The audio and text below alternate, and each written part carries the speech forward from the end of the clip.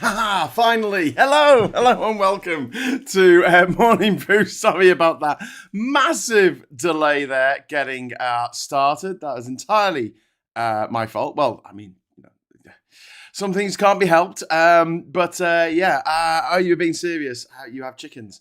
Yes, we have chickens. We do, I think. Anyway, we've got Witchy Wisdom in the chat. We've got Jenny Robinson. We have got the Hidnite. We've got Lost Missionary. We've got Diz in there. Always good to see Diz in the chat. We've got Andy as well. Colin, hello. Yay, here we go. Says Martin, here we go. So welcome all. If you'd like to join our friends in the friendly chat, we're already having a friendly chat for the last 45 minutes. Press the friendly subscribe button and wait for a friendly minute. And don't be a troll. That's it. That's the only rule. There's only one rule on this channel. And we now get an extra 15 minutes. At the end, I don't know. I think I had a problem there that I had to visit the little boy's room, and I had my phone with me, and I'm like, it's okay. I'll just change the time of the start. I'll put it back a few minutes, and it wouldn't let me do that. So I hope I'm streaming okay. Hope you can hear me. Hope you can see me. A lot to talk about today. Oh, God, America's so fucked. Sorry. I mean, if there's any Americans watching this, which are dark, it's in the middle of the night in America. But, I mean, oh, my God. If I don't know. Vladimir Putin climbed up a mountain to go and meet with an evil wizard who could make him the perfect American president out of clay to just fuck America on every level. He couldn't do a better job than Donald Trump. An evil wizard on top of a mountain making people out of clay could not do a better job than Donald Trump has done at just making America a joke. An absolute joke. I don't know if the people who support Donald Trump have some kind of fucked up humiliation kink. Look, I'm not one to kink shame. That's fine. That's what they want. That's what gets them off. But oh my God, you have to drag it. You have to drag your sexual peccadillos into the world of international politics, of geopolitical intrigue. No, you didn't need to do this. But oh my God, all the predictions that Donald Trump's second term would be even worse than the first. They were completely true. I mean, like everyone who said this is going to be absolute fucking disaster for America and for the world have just been proved 100% right. America has not just shown that it's got contempt for its enemies, it wants to shove its head up the arse of its... it's got contempt for its allies, sorry. It's got contempt for its allies. It wants to shove its head so far up the arses of its enemies, it can wear them as a hat. And, like, at the same time, they've just shown how fucking weak they are. They're running out of rockets. They've got this fucking USS... Abraham Lincoln. I know I blasted everyone's eardrums out last night because I didn't realise the sound was playing on this old silent film that was supposed to be silent. Clip from Battleship Potemkin, 1920s Soviet propaganda movie about how people on board a battleship were getting a bit pissed off about all the maggots in the meat, so they decided to launch a mutiny. The state of that ship and the fact they're running out of rockets, they're running out of missiles, they can't protect anyone. And, there was a quid pro quo that had been going on since the war, since the Second World War, right? Actually, since before the Second World War. And the quid pro quo was this, right? America would say, we will protect you. We will protect you. And in return, we want you to buy all your arms and munitions off us. And countries like Britain and South Korea and Australia and West Germany, as it was then, said, okay, that sounds good. That sounds like a good deal. Yeah, you make sure that, Taiwan said, that sounds like a good deal. You make sure China doesn't attack us. The South Koreans say, do you make sure that the North Koreans don't attack us? Just make sure that doesn't happen. Just what the fucking fuck? And so America's just turned around now and gone, no, fuck off. We're not going to protect you. Yeah, the winding down. They were supposed to be doing military exercises in South Korea was supposed to be doing military these exercises with America, and America they're just gonna fuck it. Can't be arsed. Got a terrible case of the can't be arsed. See you, mate. I'm sorry. I just can't. I just can't bring myself to. I just can't be arsed. I just can't be fucking. We can't be fucked with this. Says South Korea. So like they're fucked off, and they're not going to buy anything now off America. Why would they? They've got their own arms industry. Britain's got its own arms industry. You know, the Ukraine has gone, all right, then you're not going to give us anything. Oh, okay, then we'll make our own stuff. And they're doing it. They're doing very well at it. And it's this is the thing. And I struggle to try and explain this to people who still think to this day that Brexit is a good idea. You don't go into a trade deal, right, with anyone ever in the history of the world thinking, do you know what? They're going to want to be humiliated in this trade deal. You know, you both come into a trade deal hoping for the best outcome for both of your countries or companies, entities, whatever it is. That's what you do.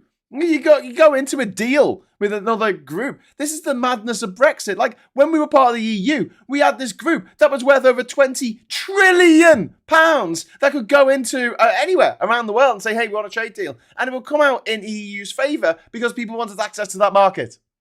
We gave that up with Brexit.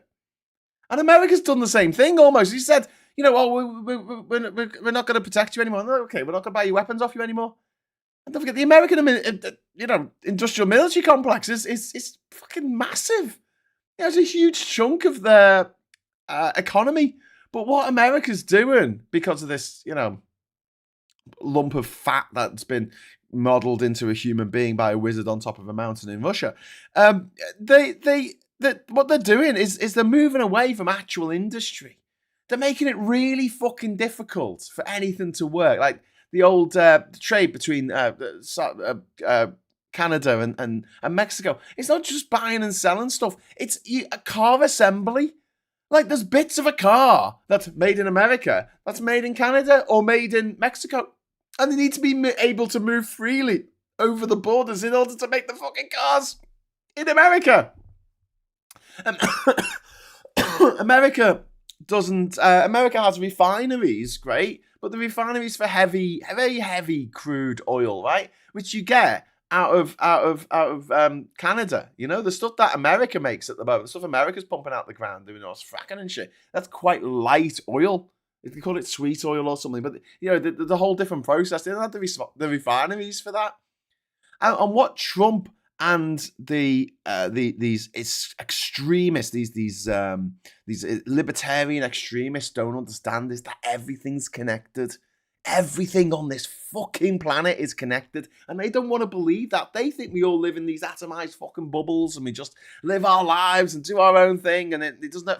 Nothing we do affects anyone else, but it all affects someone else. So when Trump says he's going to put 50% tariffs on Canada, it fucks the American economy. When he says, I'm not going to support Ukraine anymore, it fucks the American economy. It's when he says, I'm not going to be there for the South Koreans, it fucks the American economy. When America starts bombing Iran, knowing that they're going to close the Strait of Hormuz, it fucks the American economy. And they're putting all their chips in AI and crypto. And I think they're both fucking scams. That's my opinion on it. Prove me wrong. I think they are massive scams. I have 3 letters for you, Benjamin. NFT. That non-fungible tokens. Fungal infection. Non-fungal infection tokens. You know? Those, do you remember them? Do you remember the Bored Apes that were sold for like $3 million each? Yeah. What are they worth now? $3. Literally fucking nothing. Literally fucking nothing. People lost their minds and then they lost their shirt. And you've got to be a real fucking country bumpkin to believe the shite coming out of Trump at the best of times. But right now, he's chickened out again. He threatened 50% tariffs on Canadian goods from today. And late yesterday, Taco Tuesday, he announced a 3-day pause, saying that the US and Canada had reached a deal. You know, it's like the deal that they've reached with Hamas and Israel's government. Like the deal that they've reached with Iran. Like he's just great at making deals, Donald Trump. making deals that fuck America. Like I say, let's not say clay, let's say fat. I think that Donald Trump must have been made by an evil wizard on the top of a mountain in Russia, out of a lump of fat, a lump of Yeti fat. It's mind blowing, isn't it? NFT, crypto, tulip bulbs, all bubbles. Yeah, tulip bubbles. Probably the cause of the colour issue person mentioned. I don't think Trump is big enough to do that to his throat. Meanwhile, Mark says we have more trade with EU. How much? We have more trade with EU. What? I mean, the barriers that we have to go through means that even if we do have more trade with the EU, we're getting less profit from having that trade with the EU. I mean, and we've talked many, many times about these countries around the world that we're going to get these amazing trade deals with. Fucking Belize, come on, you better Belize it. Whoa, yeah, come on, Suriname. Yeah, bring it on, Lao. Yeah, come on. You know you want to. Come on, Comoros. Come on, Comoros. That's what they say. Can't wait for those 3 islands that don't have any fucking running water to go start buying all our shit. Fuck off. Just like, honestly, mate, it just annoys the crap out of me that people are like, well, I'll just do this thing and it's not going to affect anybody else. It does. Everything you do affects somebody else. Stop being so fucking selfish. These people who have this mentality, the libertarian mentality, they're the most selfish people you'll ever meet in your lives. Because they just don't give a fuck about society. They don't give a fuck about other people. They don't give a fuck about their own families, for fuck's sake. These people are sociopaths. And unfortunately, over a third of the American population are sociopaths. In the UK, it's not so bad. It's only 22% rather than 33%. But, still a lot of them out there. Nigel Farage, he's going to be great. They released their bullshit fucking, attack on the disabled the other day, didn't they? Right, and you drill down into what they want to do, what they publish, and it's just absolute fucking fantasy maths. They're like, we're going to get these disabled people to work for 20 hours a week doing jobs. One of the jobs that they listed, get this, right? This is no word of a lie. One of the jobs that they say the council's going to do this for you. The council's going to do this job, right? Fixing bicycles.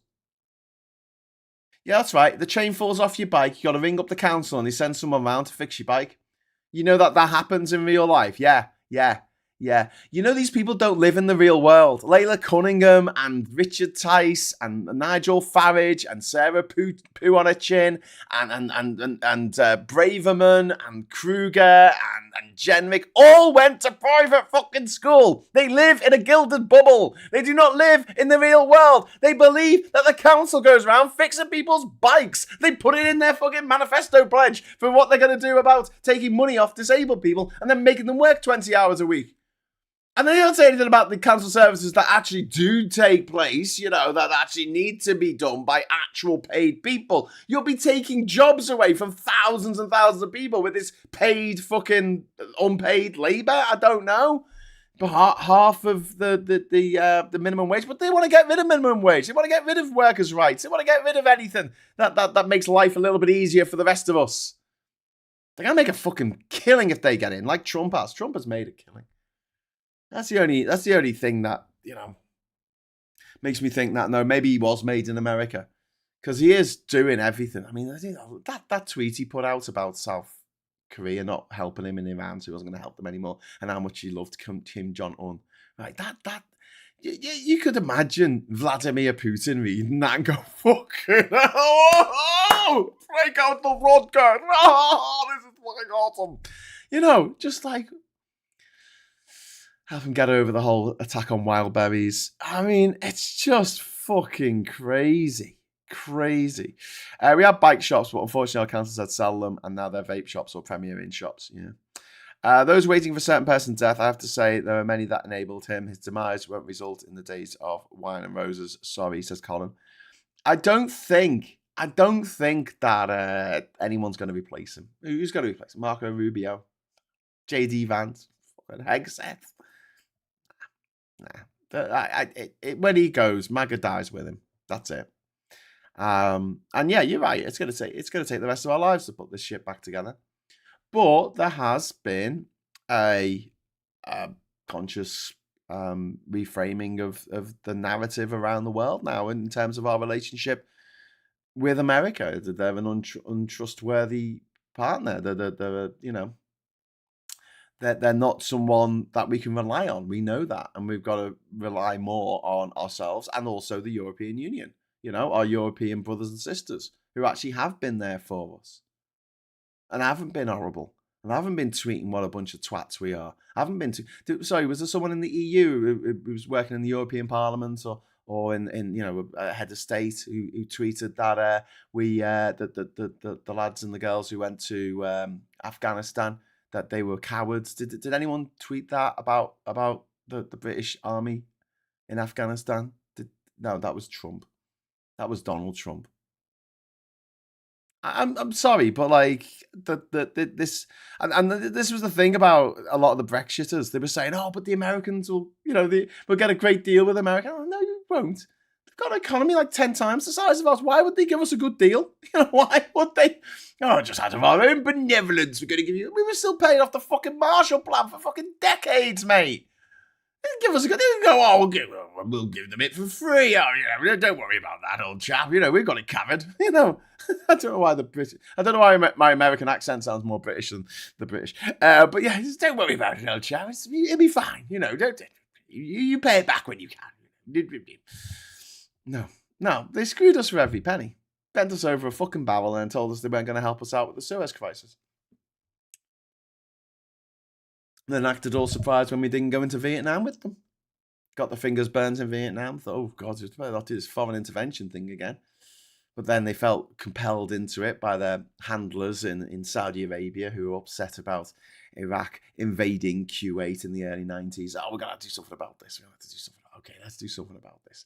What are we gonna do? We're gonna send Operation Desert Storm. We're gonna send the Americans, and they won that.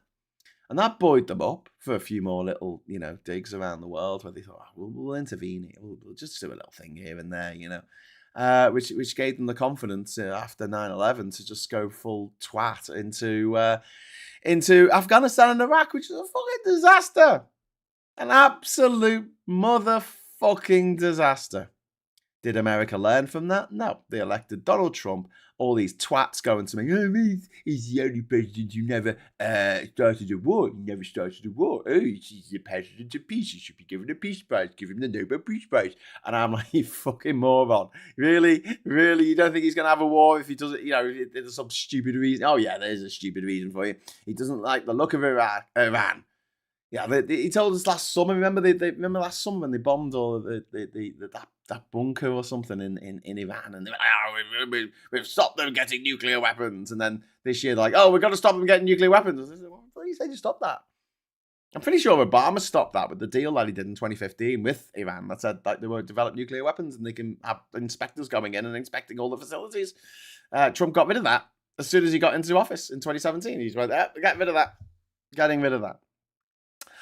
Trump rude as ever about Ossoff yesterday. Oh well, yeah, John Ossoff. He's touched a nerve. He's touched a nerve about this aide, this woman who follows Trump around with a printer, and this is Natalie Harper. Her name is, and there's some mad stories that have come out about her. There was a story that came out yesterday, right?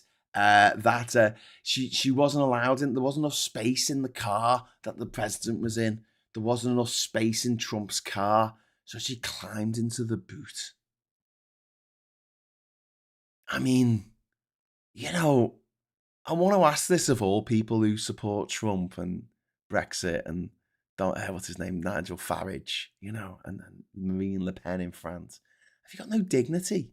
Are there no depths to which you won't fucking stoop if someone richer than you goes, hey, this would be a terribly good idea, chap. Get in the boot. Come on, get in the boot. And they're like, yes, sir. No, sir. Free bags. Imagine being that subservient. Imagine being that deferential. Like I say, can you leave your kinks in the bedroom, please? That's fine. That whatever you want to get up to in the comfort of your own home, I don't give a fuck, Go with God. As long as you're enjoying yourselves and everyone's having a good time, that's fine with me. But don't bring it into the real world. Don't bring it into the political space. It's disgusting. It's fucking disgusting in the political space. You know, there's a time and place for things like that. And yeah, the presidency of the United States in the 2020s isn't one of them. Anyway, apparently Melania is getting very upset about the rumors swirling about Natalie. I will do anything for you. I will die for you. Look at me, Donnie. Donnie, it's all for you, Donnie. And she jumps to her death. Natalie Harp. Yeah, she's getting a bit upset about this fanatic who's following Trump around and saying, I love you, Donnie. I love you. Look at me, Donnie. I don't know why she'd get upset about that. It's not as though she loves Donald Trump. She's only there as a transaction because, you know, she was too old for that old paedophile. What's his name? Jeffrey Epstein. Sold a woman to Trump to marry. I hope she got some money out of that. You know, it must have been pretty fucking traumatizing for her. Not that I feel sorry for her in any way, shape, or form, because there is some agency there that she just decides now. But she's not been seen. She's not been seen since the World Cup. Nearly been a month now. Rosie, thank you very much for the £5 super chat. Hello, Graham. Ossoff has certainly hit a nerve with his comments, and the BBC are really annoying Trump and family too. Yes, the BBC trial. Apparently, only 350 people in America saw this episode of Panorama. 350 people. I think more people are going to see this episode of this on here. Yeah. But he's suing them for billions. But because he's taking them to court, they're going, okay. And everyone else folded. You know, CBS, NBC, ABC, the CBC, the NSFC, CTT, TTPC, CPTTP. They all folded. They all folded like wet cake. But the BBC haven't. They've taken it to court. And when you go to court, you get a thing called Discovery, which is like a channel that you can watch animals having sex on, apparently, according to the Bloodhound Gang. But, more pertinently, they can say, we want to see your financial records. You say that we impacted you financially. We want to see your financial records. To which Trump goes, oh, no, I can't show you them. Because, Timothy. So he decided that they didn't cost him any money now. Because they're taking that out of the court case.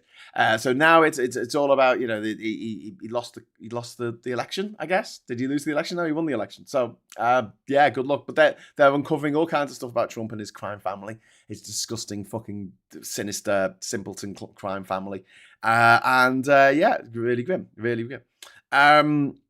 Yeah, I mean, 350. That's not enough views to greenlight series after the pilot episode. Yeah. 350 people or 350 views, most of which would have been him and his legal team. Yeah, I guess so. Can we discuss how Trump's version of the Iran bunker busting resembles the plot of Top Gun Maverick? Skydance owners of CBS produced. Well, yes. Well, I mean, they were very careful in Top Gun Maverick and in the original Top Gun, directed by Tony Scott in 1986.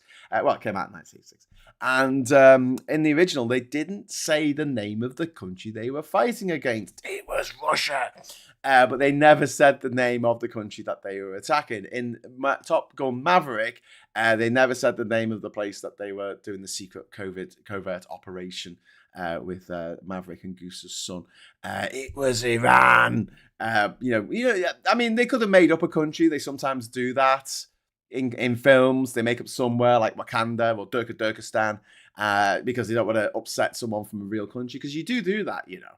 Like, do you remember District 9, which came out in 2009? I actually had the pleasure of watching that in South Africa. I was just buzzing the whole way through at the ridiculous South African accents, and no one else in the cinema was laughing as much as me because I guess I was watching it in South Africa. So, but there is a scene in which there are some Nigerians who are selling body parts of the aliens, and Nigeria got really upset about this, and there was a diplomatic rift between Nigeria and South Africa because of this movie. What they might have been better doing is just saying, oh, they're from West Africa. We're not going to, you know, or even not specifying where they're from at all. Just have some gangsters who are, you know, dealing in alien body parts. But the Nigerians took real exception to this at the time. So you've got to be careful. You've got to be careful. But yeah, Top Gun Maverick. Yeah, if you watch it, it's Iran. It's a secret covert operation into Iran. Eccles cakes are just a smuggling technique used by the highly dangerous Covent Mafia. Very good. I like that, Andy. Do you know what, though? I know you can burn your mouth on the bastards, but put an Eccles cake in the microwave. You only need to do it for like 30 seconds before it becomes the temperature of the surface of the sun. But and a bit of ice cream. Mate, trust me on this one. Hot Eccles cake and ice cream. If you know, you know. If you don't know, try it and find out. The TV series Mission Impossible was way creative over making up country names. Yeah. Will Trump drop the BBC case? I can't see any other way out for him, as he's expected them to do a deal, not to fight the case. Well, exactly, Rosie. I don't know. I hope he doesn't. I hope it goes on and they discover all this bullshit about him. That'd be great. The Office for the Comptroller of the Currency, OCC, granted preliminary conditional approval for a National Trust bank charter to World Liberty Trust Company, an affiliate of the Trump family. Oh yeah, they're going to make out like bandits. Trump's probably going to become the world's first trillionaire by the end of all this. You know, and getting the money back out of those bastards is going to be very difficult for the American system. But they're going to have a reset. America's going to have a hard reset. And after there was not a special election. What's it called? Primaries. There were primaries yesterday in Alaska, and there was one down in Florida. And the Republican candidate, there was the the Democrat candidate, Nixon. There were two candidates, right? And Florida Nixon, Angie Nixon, right? And she won against Alexander Vindman, who was like establishment Democrat.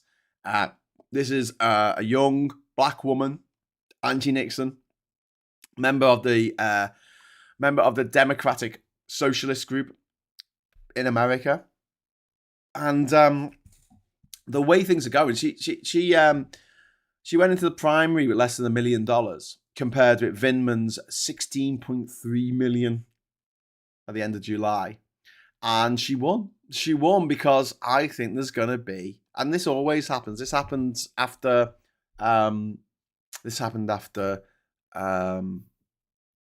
George W. Bush, George Bush Jr. The reaction against him led to Obama winning, because it wasn't just that people wanted the change; they wanted an absolute change, a change as far as change can get. And that's why I think in the next presidential election, even though if Trump's still alive, forget about it, he'll win it because he'll cheat. But if he's dead, then there's a very good chance that the Democrats will just absolutely annihilate the Republicans if they go what we would regard as like center left, but they would regard it as hard left.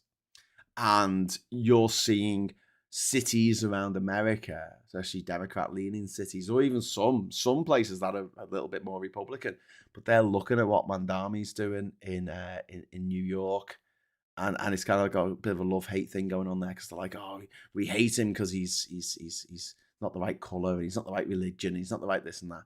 But like what he's doing for New York and what he's doing for New Yorkers, they're like, oh, wouldn't mind having a bit of that for ourselves. So yeah, I mean, I'm an eternal optimist. I do think we'll spend the rest of our lives clearing up after the mess from Trump, but I do think that some good will come out of it. I think America might actually get fucking universal healthcare. Honestly, you might think I'm really naive saying that, but it could happen. It could go that way, and that's what the Democratic Socialists of America want. So if they get their person in, their woman in, probably into the White House in the next 10 years, then maybe. But also the restructuring of our defense agreements with other countries and stuff like that, and our relationship with the EU. Also, and I keep mentioning this, the fact that so many countries have just gone, oh shit, we can't rely on oil anymore, because the price goes all the time.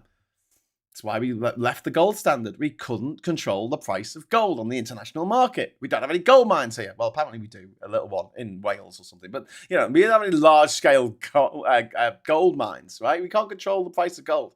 It's up and down, left and right. Nothing we can do. We control our own currency, though.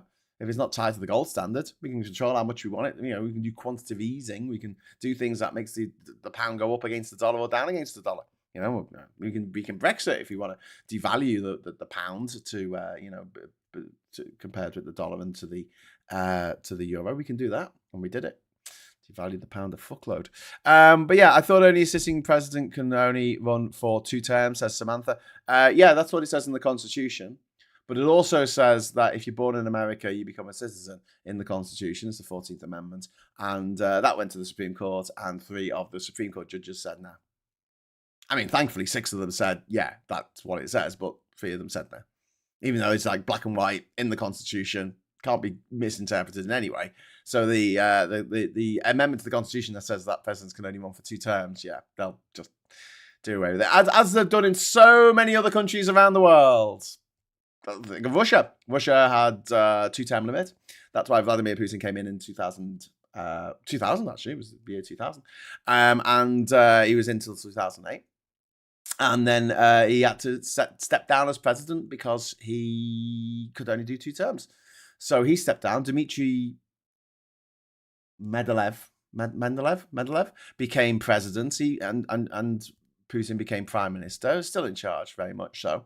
And then after 4 years, they managed to get the Supreme Court and everyone else to change the law, to change the constitution of Russia. I almost said America there. So that Putin could run again for a 3rd term, which he did in 2012. And then he won, and then he stayed on. He's now 2026, and he keeps changing the constitution. He's going to be president for life until he dies. Same with Trump. He's going to be president until he dies.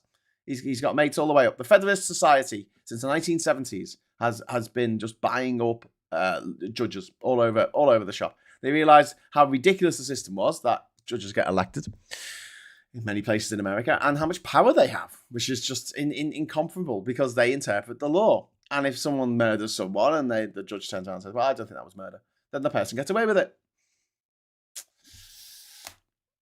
Yeah, so between the Supreme Court, Trump's pardon powers, executive orders, all that kind of stuff, yeah, he's going to run. He's going to run. He's going to just turn up in Iowa in 2020. It'll be 2027, won't it? It'll be next year. Will it? No, it'll be 2028. No, the election will be in 2028. Yeah, so it'll be in January 2028. He'll just if he's still alive, he'll turn up in Iowa. And everyone's scrap. Oh, you can't do that. Oh, he just did. Keep saying that, don't we, about Trump? Yeah, you can't do that. Yeah, he just did. And who's going to stop him? You know, who's going to bring the case in court against him? Right? Iowa? No, I don't think so. You know, he's got his cronies there. You know, who's going to bring the case? And then it'll get to the Supreme Court, and the Supreme Court will go, oh, we'll have a think about this. Don't know, maybe. I don't know. Can you repeat the question? Just like the Supreme Court just treaded water when Biden was in charge when it came to dealing with Trump. It was, oh, well, maybe, I don't know. And then, you know, if they do need to make a decision like that, they can do it overnight, you know, for some reason. But for anything to do with Trump, oh, I don't know. And they'll do that for a year. And if they do that for a year, Trump can win the election and then become president. And they go, oh, it's too late now, he's president. Oh, who's going to stop him? Who is going to stop him? This is like, we were talking about this with Ollie last night. I said, who's going to stop him? Who? Tell me who? The Constitution isn't a person. You know, where can it go? The Supreme Court. 6 of the Supreme Court judges are owned by Donald Trump. And at least 3 of them will look at the Constitution, what it says, black and white. You know, you're born in America, you're an American citizen, and say that's not the case. That's not how I read it. Because I was reading it upside down and backwards. I don't speak Chinese. Laia Cunningham is doing such a good job in a new role on LBC. I'm going to give her a pat on the head. Trouble is, I have to bring the camera in from the field first. Hey, she's horrible. She's a horrible toff. She's a horrible, absolutely disgusting toff. Who's like, Nigel works very hard. You should call her up and give her down the banks. Just say, listen, you live in a gilded bubble. You don't live in the real world. Challenge her. Say, have you ever cleaned the toilet? You ever taken the fucking bins out? You ever fucking done the dishes? No, you fucking haven't. You had to cook for yourself? No, not unless you want to. You got people to do that for you. You know, you ever gone shopping in a supermarket? No, you got people that do that for you. You always have. You're a fucking baby. You know, a baby. That's what you are. There's fucking Trump and all that lot. The Nepo babies. Emphasis on babies. They just sit there on their backs going, nah, nah, nah, nah, nah, and expecting someone else to come up and clear up their shit. That's why we call them Nepo babies. Emphasis on baby. Never had to live in the real fucking world. Layla Cunningham has never, ever, ever had to worry about paying a bill. Never had to worry about making ends meet. Never had to draw up a spreadsheet on Excel to make sure that she can, got enough money for the kids' shoes. She's never had to do that. She's never had to cut subscriptions to something because, that they enjoy, that she enjoys, because she can't afford it anymore. She can afford anything. She was born rich. She went to a posh private school at 30 grand a fucking year. And of course she's on LBC, mate. Fucking hell. What is it? 70% of the presenters on LBC went to private school. 70%. How's that fair? And these are the same twats who go on about Jason Arday saying, "Oh, well, he shouldn't have got the job. It was positive discrimination." What about the discrimination against people who didn't go to private school? Hey, what about that? Fucking shite. Under the Tories, 66% of the cabinet were fucking privately educated. 66%. That's mind-blowing. They're 7% of the population, mate. But yeah, she's on the radio going, "Oh, yeah, Nigel, it's so wonderful here, isn't it?" And you got Richard Tice there saying, "Oh, we're going to have some more wine. We're going to have wine. We're going to enjoy the wildfires, everyone. Just enjoy it. Just lie back and enjoy it." Fucking hell. Just checked. It looks like the organisation that represents estate agents and letting agents paid Rayner £20,000 a year to speak at a private event for their members. I'll say not a year. I don't know where I got the word "a year" from there, but that's all right. 20 grand. Blue states can keep Turnip off the ballot again. This time there are constitutional grounds to keep him off, but felons running was allowed. Bollocks the lot of it. Trump shouldn't have been allowed to run in the 2024 election because he had been done for high crimes and misdemeanors, and he'd also mounted an insurrection against the United States Parliament. No, he shouldn't have been able to run, but the Supreme Court went, and they didn't care. And you say that blue states can keep him off the ballot, but they'll just use the fake electors scam. They did a trial run for that in 2019, and they'll do it again. Sorry, 2020. They did a trial run for that in 2020. They'll just do it again. They're going to do that in the midterms. There's only one way out of this mess in America. Trump dying. That is it. Trump dead. Punching up the daisies. Joining the choir invisible. Shuffling off this mortal coil. Carking it. That's the only way out. That is the only exit. That is the only light at the end of the tunnel. Is that horrible fucking ball of fat and grease and corruption is actually mortal. So at one point he will cark it. And when he does, woohoo! First of all, we will party. And secondly, the whole house of cards will fall apart. Guarantee it. Guarantee it. No one else is there to pick up the mantle. What? Fucking Ted Cruz. I do not like that man, Ted Cruz. Who's going to pick up the mantle? Like Donald Trump Jr.? Ivanka Trump? No. Ban horrible people. Ban private schools. Yeah, private schools should be banned. Which LBC host didn't go to private school? Well, now you're asking the right questions, Colin, because that's a lot easier to list than the people who did. Sheila Fogarty, also quite turfy as well. She did not go to private school. Nick Abbott, I don't think he went to private school. Lewis Goodall did not go to private school.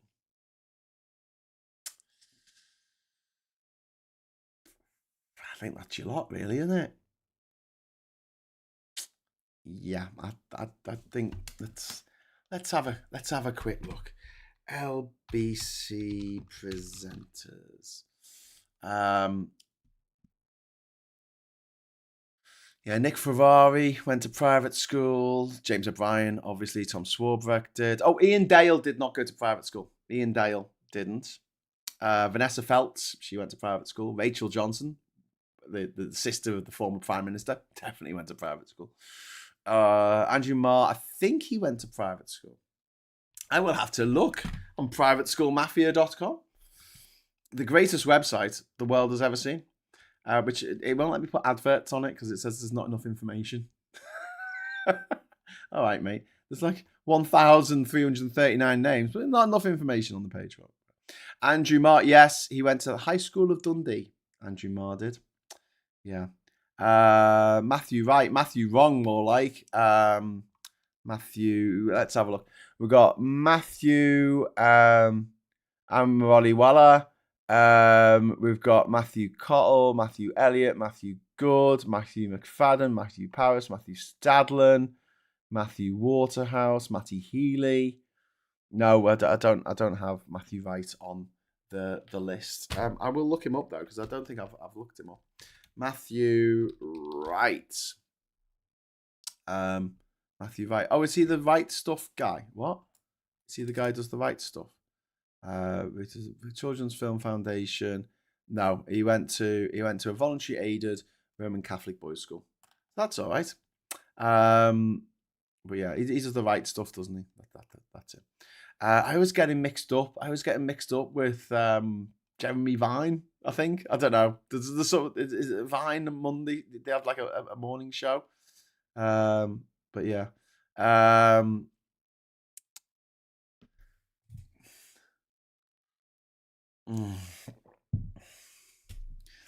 Okay.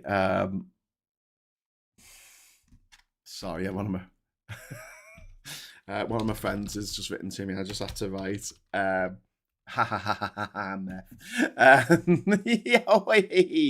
Anyway, sorry about that. LBC is global. I wonder how many presenters across the whole group are staties. Very few. I think it's about 1 in 3. 1 in 3 went to a state school. Ian Dale is pretty much like Labour with the gay community not welcomed. Well, he was a big fan of Anne Widdecombe, who wasn't a fan of gay people. I don't really understand that, but in any given group, there's always going to be knobheads. You can't expect everyone who's gay to be awesome. I mean, most people who are gay are fucking awesome, but there's 1 or 2 knobheads in any group. If you don't know who the knobhead is in this group, then it's it's me. If you don't know, if you can't spot any knobheads in this group, it must be you. Oh no, it's me. Right, giving up on this job, driving home, so just listening. Oh, brilliant. Okay, well, glad to have you with us. Please don't text while driving. Yeah. Anyway, so what else have we got? We got Matt Allwright, Matt Arnold, Matt Britton, Matt Fry, Matt Hancock, Matt Lucas, Matt Ridley, and Matt Warman all went to private school. There were your Matts for you. Lots of Michaels. Michael Ashcroft, Michael Broadbent, Michael Levis, Michael Ellis, Michael Fole, Michael Goff, Michael Gove, Michael Grade, Michael Green, Michael Heseltine, Michael Jackson. Not that one, the former chief executive of Channel 4, my friend. Michael McIntyre, Michael Mosley, Michael Palin, Michael Sewell, Michael Spencer, Michael Tomlinson, Michael Young, Michaela Strachan. Mike D of the Beastie Boys. He went to private school. Did you know that? Mike Newell, the film director, went to private. Mike Oldfield, Tubular Bells, went to private school. It's all right if you go to private school, isn't it? You can pursue your dreams. If you didn't go to private school and you pursue your dreams, but I don't know, you embellish your CV a little bit, then expect a fucking lynch mob. Especially if you're not white. What a fucking shit show. What an absolute fucking shit show our media is. It's just disgusting. It's just absolutely disgusting. The pylon on Jason Arday. And we need to keep talking about this because we can't let it go away. We can't let this story go away without mentioning the fact that it's fucking mad. Is Graham reading a Gideon Bible? A Gideon? Stole it. Do you know what I used to do when I was younger? I told you this. When I stayed at hotels, right? I get the Gideon Bible out and I'd have a little marker pen or like a highlighter and I'd highlight all the fucked up shit in the Bible and put little stickers in so that people, if they opened it, it will turn to the fucked up shit.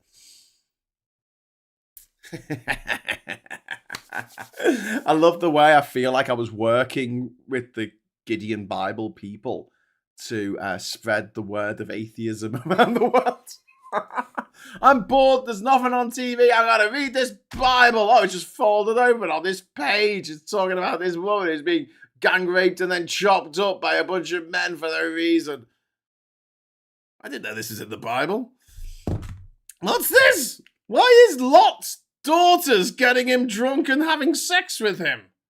Because they want his babies. Okay. Lot's daughters want their father's... Oh my God. You let children read this filth? Anyway, so where were we? Oh God, there's some bad news today about inflation. I know everyone's going to fall asleep as soon as I mention inflation, but Brent crude's gone up to over $90 a barrel, and the consumer price inflation rose from 2.6% to 2.9% from June to July, and the main factor has been the regulated household energy cap rose by about 13%. Meanwhile, services eased, the inflation on services eased, the core inflation remained at 2.6%, and the food and non-alcoholic drink inflation fell to 1.3%. So, on all things being equal, the inflation rate or the consumer price inflation should have gone down, but because of Trump's war in Iran, it's gone up. So, the cost of living's gone up, and it's all the fault of fucking Americans who voted for fucking Trump. So if you know any Americans who voted for Trump, be sure to let them know. Ask them for a $5. Say, listen, you've cost me money by voting for that fucking fat lump of fucking lard. That disgusting, lying, cheating, fucking raping, pillaging, murdering bastard. You voted for him. You voted for the cunt. Give me the money. Drop the C-bomb to an American. I love doing that. They love it. They love it. Love it. The C-bomb. So it's their favourite word. I've never seen a human being so offended over a word. But there you go. I blame Ofgen. Yeah, I blame Ofgen is fucking shite. And Ofcom. And Ofwhat. And fucking Ofsted. Oh, shite. That's how I agree with religious zealots. Yeah, it's Lot and his daughters, not Lot and his sons. Yeah. I've heard that one. It's very true. That's what happens. I remember in a class of sniggering schoolboys laughing at crushed testicles and members being cut off in Deuteronomy 23. Yes, yeah. A man with festering testicles will not be he'll not be able to come to the Feast of the Tabernacle. There was a great little interview. I think it was the Good Liars did an interview with this woman who's a fucking dickhead. A lot of them in America are a Trump supporter. And she was going off on one about trans people. And she said, trans people, that they should stay as God made them when they were born. They should stay like that. And nothing, you can't have any medical intervention. So what about someone who has a boob job? Oh, well, no, that's different somehow. It's like, well, you wear glasses. Yeah, I wear glasses because I need them to see. It says, well, God didn't birth you with glasses on. He birthed you with imperfect eyes. Why are you wearing glasses? Isn't that an assault, an abomination in the eyes of the Lord? Yeah, that's it. I mean, according to the Old Testament, if you wear glasses, you're not getting into heaven. Troubled eyesight, I think it is. Troubled eyesight and festering testicles. Hence the joke. What's green and eats nuts? Syphilis. And the commandment they've got, always keep the feast of weeks, and they don't know what it is. Nobody does. Nobody does. I have a friend who does something similar, but rips out the pages about stoning gay people. There aren't really. There's not much about gay people in the Bible. Jesus never mentions gay people, which is strange because he's 33 years old, not married, hangs out with a bunch of hookers and sailors. I mean, come on. And he sounded pretty fabulous, He sounded like a fabulous guy. I'm not saying he was definitely gay, but come on. He definitely wasn't maybe not gay. You know what I'm saying? Anyway, they made no mention of it. He talks about adultery, though. 6 times Jesus says adultery is a sin. 6 times in the Bible. Doesn't mention being gay at all. Doesn't mention abortion either. Doesn't mention abortion. Doesn't mention being gay. Does mention adultery, which is what every single American evangelicalist preacher, president, twat, Republican ever in the history of the world has always done, because they're just, they're primitive people. They're primitive fucking people who, do as I say, not as I do. It's horrible, horrible men. Of which, men are pretty fucking horrible, all things considered. Hair transplant, wig, makeup, girdle, nappy, lifts in shoes, gender-affirming care, seems fine for cis, and your name is Trump. Yes. Brett, I couldn't agree more. And also, let's face it, the gender-affirming care that they get in the US American Army, where you got Pete Hegseth saying we're going to give more testosterone to the boys, we're going to give them more testosterone. What the problem is there's none of testosterone. No, it's not enough rockets, mate. You run out of fucking missiles. No, it's testosterone. What? What the fuck are you on about? If God is all-knowing, he made me trans as part of his plan. If he's all-powerful, he can stop me transitioning. If he's all good, he wouldn't have made me suffer dysphoria. Yeah, California, you're absolutely right. No, God made people trans. God made people gay. God made people left-handed. If he made everything, he made everything. That's it. End of. He made people as they are, you know? And as long as you're not hurting anyone else, who gives a fuck? TERFs, that's who. People with too much fucking time and money. Oh no, I'm so lonely on this luxury yacht all on my own with no friends. I'm going to be horrible to trans people now. Or like Graham Linehan or Elon Musk, where you might have Elon Musk in particular, where he had a trans daughter. His brain couldn't take it. Broke his brain. Imagine that. Imagine being so delicate. Imagine being such a delicate little flower that you find out that your daughter is trans, and you're like, oh, I can't bear this. I can't bear this stain on my reputation. You know, God's a cunt, says he'll go. I mean, you know, don't fuck around. Tell us what you really think. Jesus had two dads. He did, like that sitcom, My Two Dads, with the guy from Aliens, Michael Biehn. No, it wasn't Michael Biehn. Sorry. Oh no, that was he played Hudson Hicks. Fuck. Who did? Sorry, he played Hicks, didn't he? Michael Biehn played Hicks.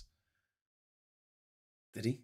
No, sorry. Yeah, Michael Biehn played Hicks and was in Terminator. He was the dad of John Connor. But the other guy who was in Aliens, who played the shifty guy in Aliens, he was in My Two Dads. In the 1980s, God, we were aggressive in the 1980s, weren't we? TV shows like My Two Dads. Yeah, characters in bed together, you know. Bert and Ernie. And I think they were always in separate beds. But Morecambe and Wise used to share a bed, I think. A bit of a gamble, Chris, but drilling probably won't be profitable enough to go ahead, says Martin. Even in Catholic school, we taught us we were all an image of God. Funny looking God. Does God have a beard? Yes, of course he does. He's a magic man who lives in a magical place who decides who's been naughty and who's been nice. And no, he's not Santa Claus. No, that's just for children. That's just for kids. The bearded man who lives in a magical kingdom who decides who's been naughty and who's been nice. It's a completely different thing. It's a completely different thing. Jesus had a stepdad so they could engineer him into the line of David. Yeah, exactly. Yeah, there's a big bit at the beginning of the book of Luke. Is it Matthew? Where he's like, it gives this line of David. Which ends with Joseph. And you're like, but Joseph wasn't his dad. Ego Mush was a dumbass, wrong and always. I wasn't having a trans child that it wasn't having a trans child that did it. Yeah, he was a dumbass, wrong and a nepo baby who never grew up. But I mean, also at the same time, I think that there was a point, there was a moment where he lost his fucking mind. I think that was it. What was left of his little tiny mind. But isn't it interesting? Like we have these sort of fantasies about, you know, these magical people and creatures and things, and we think about like something like Peter Pan. You shouldn't be having fantasies about Peter Pan because that would be wrong. But you know, the idea that the boy who never grew up. What would that really be like if someone who was a boy who never grew up? Donald Trump. That's what he is. He's the Peter Pan of fucking pedophilia. He's never grown up. He's never had to because he's always had someone else to do everything for him all his fucking life. He's never had to do anything himself. And it just turns people into fucking weirdos. It really does.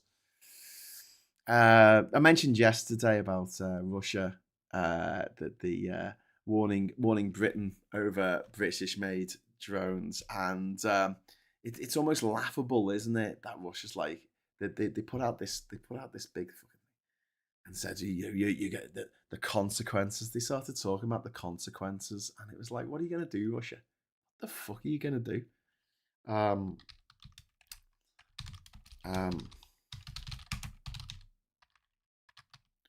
on a sec.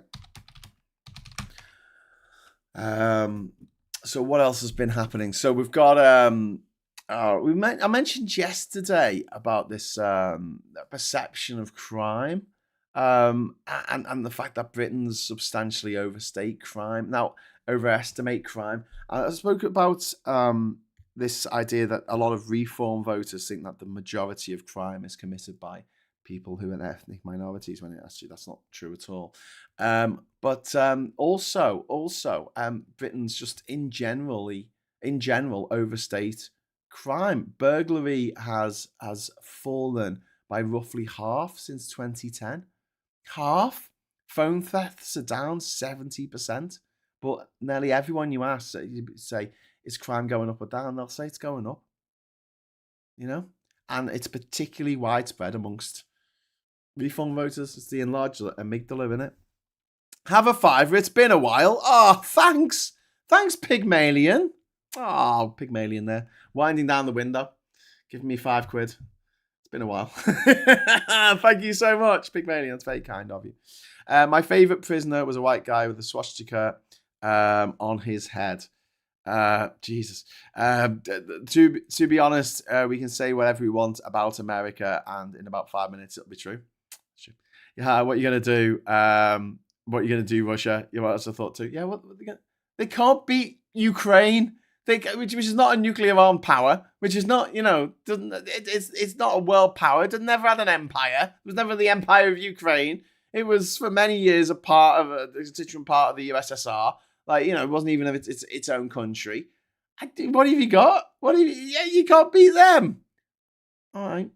Oh, quaking in me boots. Quaking in me boots. Quaking in me boots. Oh my God, my condolences have been burglarized.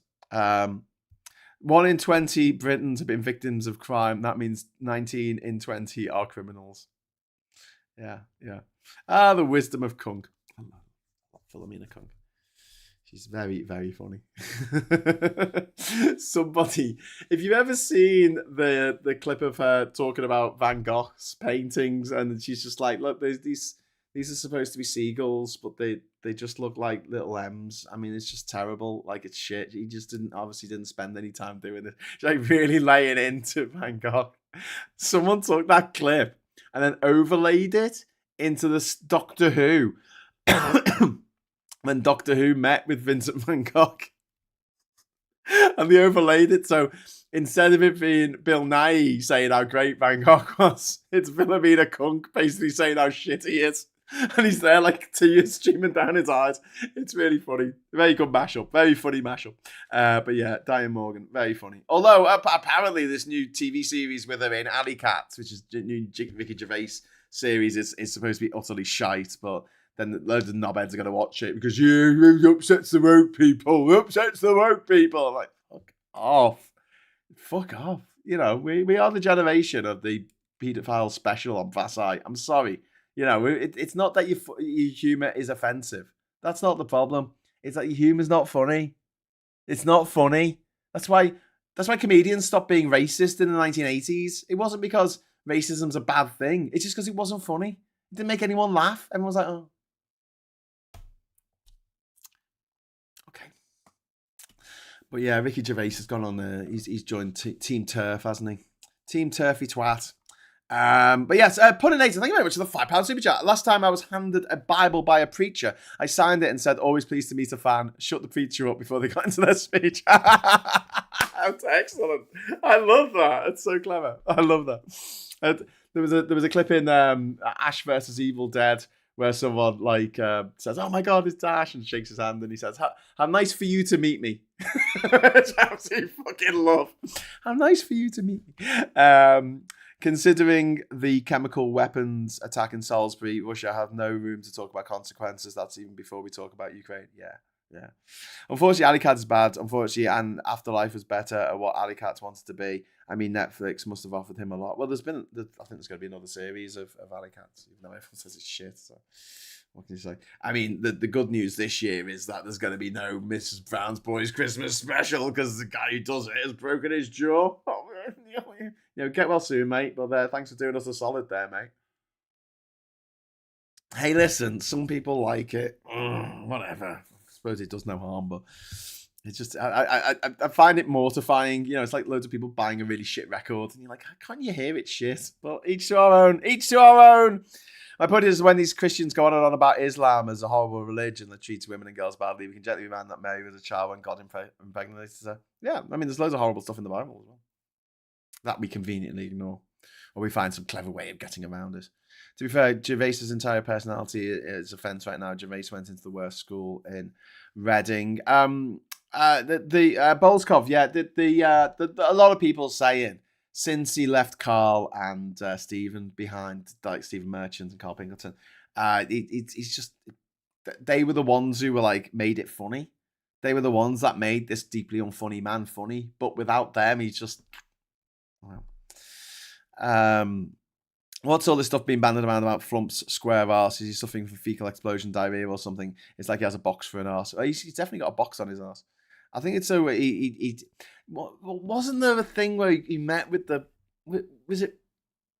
But did he meet with the leader of China? Did he meet with Xi Jinping? Didn't he meet up and they put him in like a really low chair? Like he sunk into the chair so he was lower. Do you remember this? And there was a picture of the two of them. And Xi Jinping sitting up in his chair like this, looking taller than Trump, which he isn't, but like, you know, from the perspective. And Trump's really, maybe he's got like a box on his ass, so he like lifts him up. If he ever sits in like a sunken seat, I don't know. It's wild to think I used to like Mrs. Brown's Boys. I mean, me and my mum used to watch it together, but when she passed, I stopped, and then going back to watching, I don't even know. Didn't even know about the behind the scenes drama. I mean, it's fine. Some people like it. You know, that's okay. There's loads of shows on television that I've just gone, you know, it's not for me. And I think it is usually not just like an invitation at the sort of, it does feel like a bit of a 70s throwback, that TV show. But it's like good comedy has to be surprising. It has to surprise you. So this is why this is why Ricky Gervais isn't funny anymore, because he used to be surprising. It used to be, what he said was like, oh God, you can't say that. You know, it used to be a surprise, but it's not anymore. It's like Bernard Manning saying something racist. It's like, oh. And that's what I expected you to say. That's exactly what I expected you to say. And so, yeah, a lot of comedy isn't funny. It's a Pavlovian response to formulaic patterns and keywords. Like the Fast Show. Do you know, the Fast Show really dined out on Monty Python, didn't it? Monty Python, they did 4 seasons of it, right? And I know the 4th season was a bit shit, and I think John Cleese left or whatever, but at least two seasons of Monty Python, 13 episodes in each season. They came up with these like hundreds and hundreds of sketches, and some of them were shit, and some of them were absolutely fucking legendary. Obviously, the Dead Parrot sketch, etc., Spam sketch. You know, stuff that has come into our everyday parlance. You know, Python, the code of Python has got loads of Monty Python references in it. But they only did those sketches once. I know they redid some sketches for the American market, didn't they? But now something completely different. They redid some of the sketches in German for an episode that they did in German because, you know, that's what you did in the 1960s, early 70s. But the Fast Show, they only had like 6 sketches. But they did the same thing every week. And I think, I don't know who was the first to start doing this, but they were the first that just catchphrase based comedy. But don't forget, like Hale and Pace would have loads of different comedy sketches, but they'll always have the 2 bouncers. You know, they'll always have that sketch. Mary Whitehouse Experience would have, you know, stand up. They'll have different things that we'll talk about, but then they would go back to having, you know, that running gag like Ray, the guy who could only say things sarcastically and things like that. So, you know, I think it was kind of like an evolution into the what's it called? The Fast Show. But what I always remember is I went to see The League of Gentlemen live, and this is back in like 1999, I think. I don't know. I think I was in university at the time. It might have been 2000 or something.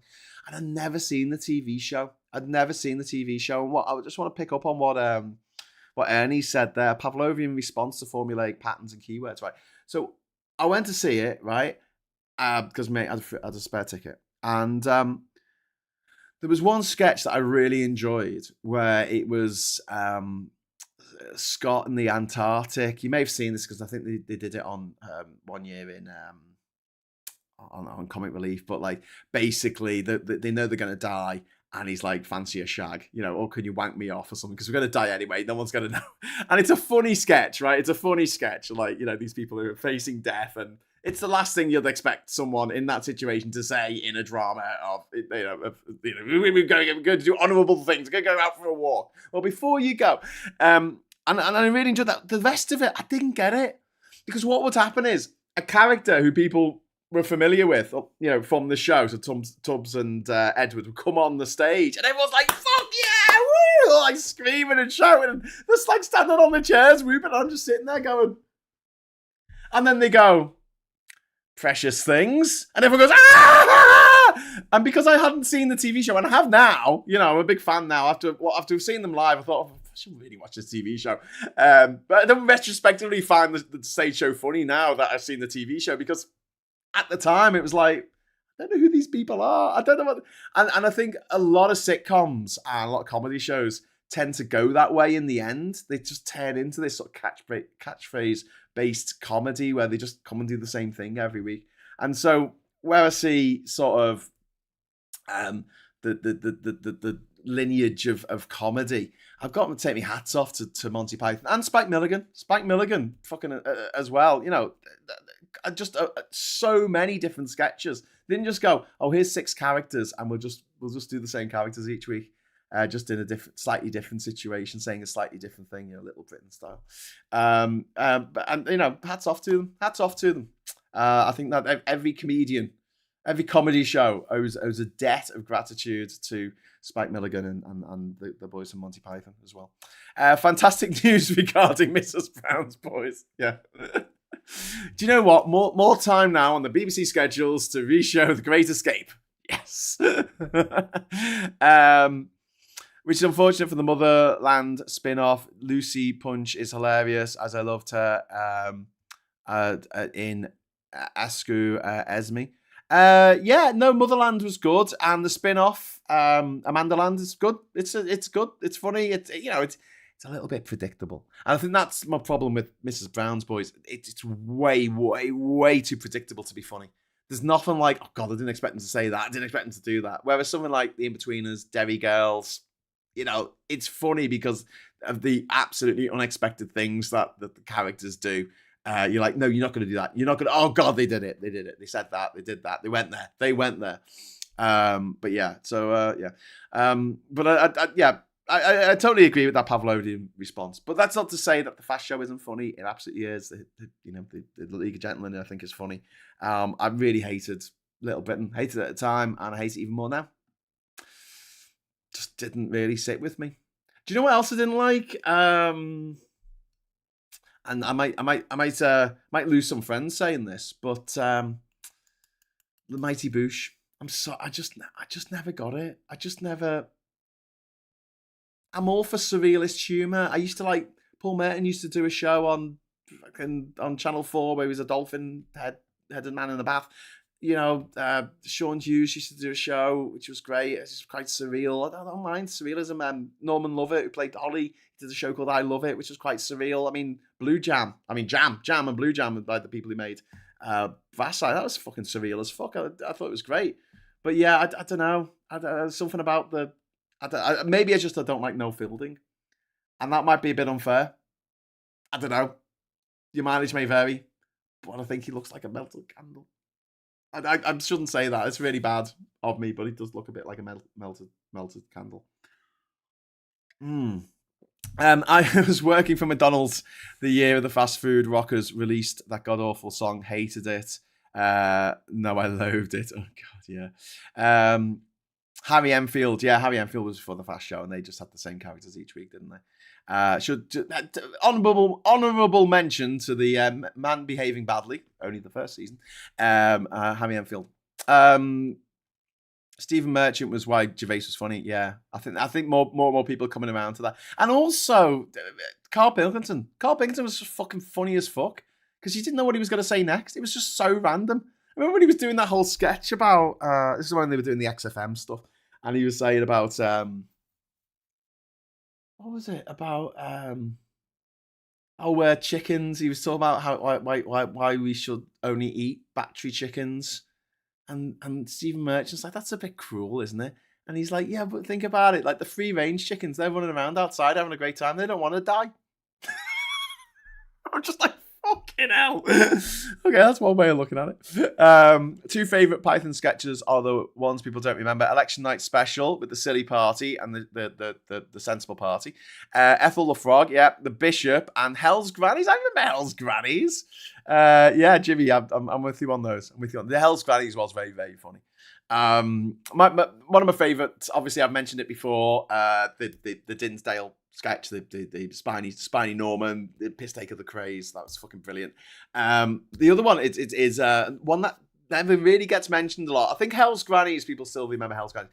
Blackmail. I fucking loved that sketch. It was a TV show in which they will blackmail you, and they'll show, like, they were showing like footage of someone having an affair that had been filmed through the window, you know, long what's it called, long lens and a zoom lens, and they had like a clock going up with like the amount you had to pay, and the quicker that you called in and paid the blackmail, the less you had to pay.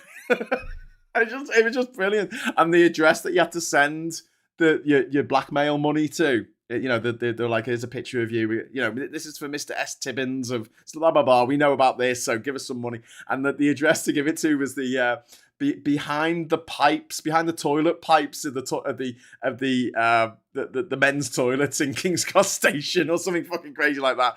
It was brilliant. I fucking loved that one. Loved In Between Us. Yeah. Victoria Wood's Ballad of Barry and Frida. Never saw that. I did like Victoria Wood, though. I thought that Dinner Ladies was good. Did you hear the story of how the goons met? They were firing artillery guns from a mountain. The guys on the high position didn't set the piece up right, and it flew backwards and fell down. Wow. Okay. Can we spare a moment for the family of the three individuals, father, mother, and daughter teen, who died yesterday, and send thoughts to the young girl fighting for life in hospital? Yeah, this was a tragedy, and another water tragedy where people got into trouble in the water. Yeah, it's really fucking grim, and a reason why we need more. I don't know what can you do. I mean, just more awareness, basically, of how dangerous it is to swim in water, rip tides, and if you jump in water and it's very hot outside, and it's very cold in the water, and you're in your 40s or 50s, you can get into all kinds of trouble. Yeah. Are we the baddies? The conversation must have happened. Wonder if it happened in the refill party. Wednesday Dale, yes sir, you have Wednesday. No sir, that's my name, Mr. Wednesday Dale. Big Mac, not the 9 o'clock news again. Or what about Armstrong and Miller? Did sacrifice the weatherman type sketch humor? Yeah, I mean, the idea is take you somewhere that you're not expecting, you know? I was working for McDonald's the year the fast food rockers released. I got that one.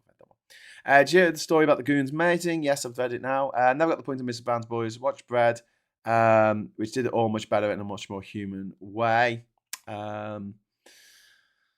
You know what though? You go back and watch some old sitcoms, and some of them just don't stand up. They really don't stand up, but some do. And like the fall and rise of Reggie Perrin, that's up there. That is still fucking comedy genius. Yes, Minister, and yes, Prime Minister, fucking brilliant. Porridge. If you watch old episodes of Sorry with the other Ronnie in, shite. Watch Porridge. It's fucking brilliant. Like really, really funny still now. Best series ever, Red Dwarf and Blackadder. Well, yes.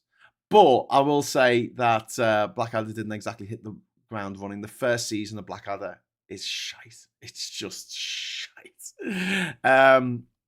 And Milligan and Seacombe met later in hospital. Oh, there you go. Come see, come sa. The Hidden Eye. This is why I feel sorry for the cast mates with Gervais. I mean, Diane Morgan having to carry Afterlife and Alley Cat. Yeah. I watched Android last weekend, and I did enjoy it. I gotta say, it's very. I started watching it before it went away. But yeah, Android. It's only 6 episodes. Dead easy watch. Really good. Bring back the 1970s public information films. Do you know what, Wheels Down? I was just thinking that, saying, what can we do? I was thinking, do we need to do that? You know, have the Grim Reaper bowling people down. Okay, I mean, maybe, I don't know. Is this Bolton? No, it's Ipswich. Bloody British Rail. Spiny Norman was Ethel the Frog, done as a Newsnight format. Oh, lordy, I'm such a geek. Dinsdale. The original Red Dwarf was epic and showed the BBC could produce some truly amazing shows. Yeah. I'm going to say this. Right? There were 6 good series of Red Dwarf. Okay, 6 excellent series of Red Dwarf. And don't hate me for saying this, right? But I think the first 2 series were a bit mid. I think series 3 and 4, it really hit its stride. And I think that every single one of those episodes is absolutely fucking excellent. I think 5 and 6 are mid. And I'm saying mid as in Red Dwarf mid. So, it's elevated above other sitcoms. But that's my feeling about Red Dwarf. And we won't talk about the time when they came back to Earth and met fucking Craig Charles on the set of Coronation Street for some reason. Yeah, that was pretty bad. First series of Blackadder is awful. Yeah. I mean, when I say mid, I don't mean like they were bad. I just, compared to season 3 and 4, where they got the balance right, I think season 1 and 2, they didn't have a budget, so most of it was Rimmer and Lister getting on each other's nerves. 3 and 4 allowed them to open it up a little bit. We had Starbug, they went to other places, they went to Backward Earth, they met the Polymorph, all that kind of stuff, which was fucking great. They had the Waxwork one where they went to the Waxwork planet. And then 3, 4, 5, and 6, I think it became a little bit of a victim of its own success in that they just suddenly had this massive budget, and instead of concentrating on the comedy, they concentrated on the sci-fi a bit too much. And it was like, when we got to the 7th episode where the crew met an evil version of themselves, or a different version of themselves, I was like, come on, lads, you do better than this. So yeah, I think 3 and 4, season 3 and 4 for Red Dwarf. And I know we call them series in the UK, but I actually prefer the term season to talk about individual segments of a show, and then a series to be the whole thing. I think that makes more sense to me in my little tiny lizard brain. So sorry for anyone I'm annoying by saying season when talking about British TV shows. What was the show where there was a joke about the longest running British comedy show, and they made a whole, it ran for 14 years and they made a whole 7 episodes or something. Labour should employ Alan Partridge, their party spokesman, to confuse the Reform voters. Android made me laugh and cry, probably because I'm grieving my mom. Oh, I'm sorry, Gillian. Yeah, I thought it was great. I really enjoyed it. It's a shit comedy. It's just a shit daffy comedy. But Diane Morgan's fucking brilliant in it, and it's got is it Jimmy Corkle's wife in it as the main? It's someone from Brookside. Someone from Brocky is in it. Mr. Bean was comedy for babies, but it worked because it was Rowan as Mr. Bean. Well, Hidden Eye, Mr. Bean is weird because, well, it's not weird. It made an absolute fucking fortune, right, for Richard Curtis and Rowan Atkinson and ITV, because it's shown all over the world, because it's comedy that works across languages, because he doesn't speak. It's all physical comedy. And on that level, it is genius. Yeah, but you're right. I mean, it is a bit simplistic, but if you want to knock down boundaries around the world, I mean, comedy is a great way of doing it, especially if you can do it without speaking. The Mistaken Android, they didn't name the robot Anne. It could have been a cool comedy about robot uprising in future seasons. Well, they keep making jokes about the robots killing everyone, don't they? You're not going to kill us, are you? Like, no, definitely. We're definitely not going to kill you. Looking forward to Ludwig season 2. David Mitchell is hilarious. Yeah, Ludwig, it was a bit ridiculous. I mean, isn't it mad that we have this sort of attitude towards solving crimes? Like, it's just this comedy thing where actually crime is horrific. Crime is absolutely horrific. But we have this sort of Miss Marple, Hercules parrot kind of attitude of like, oh dear, there's been a murder in the country cottage. Quick, get someone who's good at solving cryptic crosswords to solve the riddle of who did this. It's like, I don't think murder is that much fun in real life. And then you got somewhere awful like the Midsummer. There's been more people killed in Midsummer, the Midsummer murders, than like statistically than in London. Crazy. Don't live there. The highest murder rate in the world. I would go for Curb Your Enthusiasm. Don't Trust the Bee in Apartment 23. It's Always Sunny in Philadelphia over UK comedy any day. Anna Partridge is still good though. Curb Your Enthusiasm. It's all right. It's all right. I do chuckle at that. Futurama still, I think, like makes me laugh out loud. Even there's a new series that's just dropped. It's like series 17 or something. It's funny. It's funny. The canned laughter. Why? Yeah, true, Andy. It's so people know when to laugh.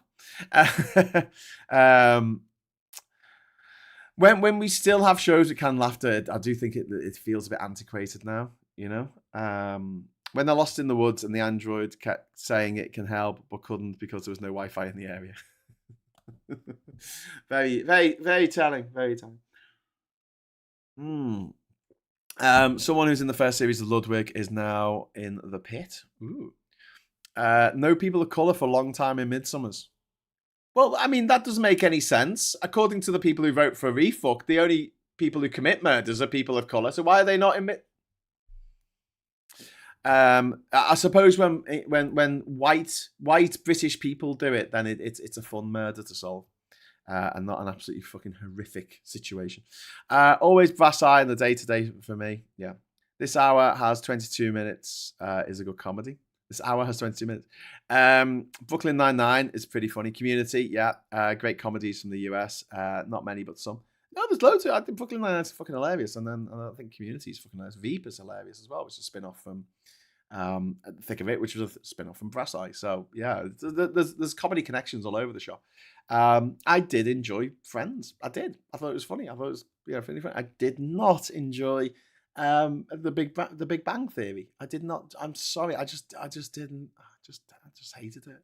If you want to watch a really funny comedy about geeks, about nerds, about people like me, right? Watch Silicon Valley. Watch Silicon Valley. Mike Judge, guy who created Beavis and Butthead and Office Space and Idiocracy. And it's fucking brilliant. It's funny and it's fresh and it's sweary and it's ridiculous and it's awesome and it's heart pounding in places because you don't know if they're going to get the thing done in time, and it's quite exciting to watch. And it takes the absolute merciless piss out of Zuckerberg and Elon Musk and all those fuck pigs.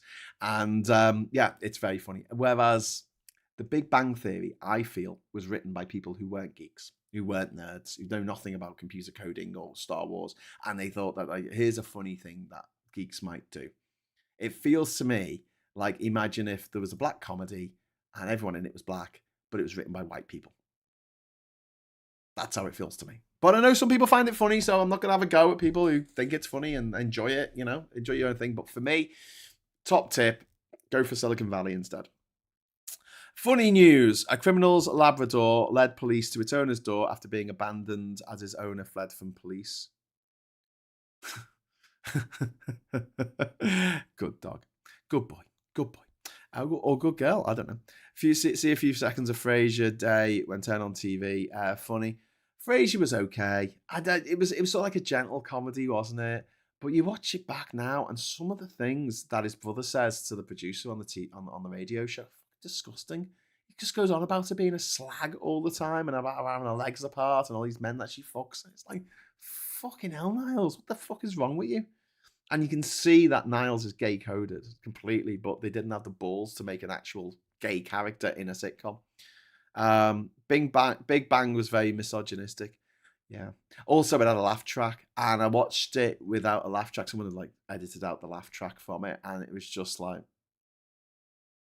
very mid. Very mid.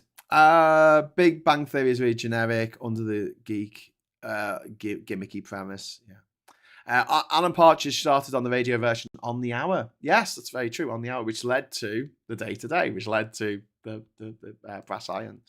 I'm Alan Partridge. Aha! Monkey tennis. Alan Partridge was a sports presenter with a growing obsession. Eat my goal.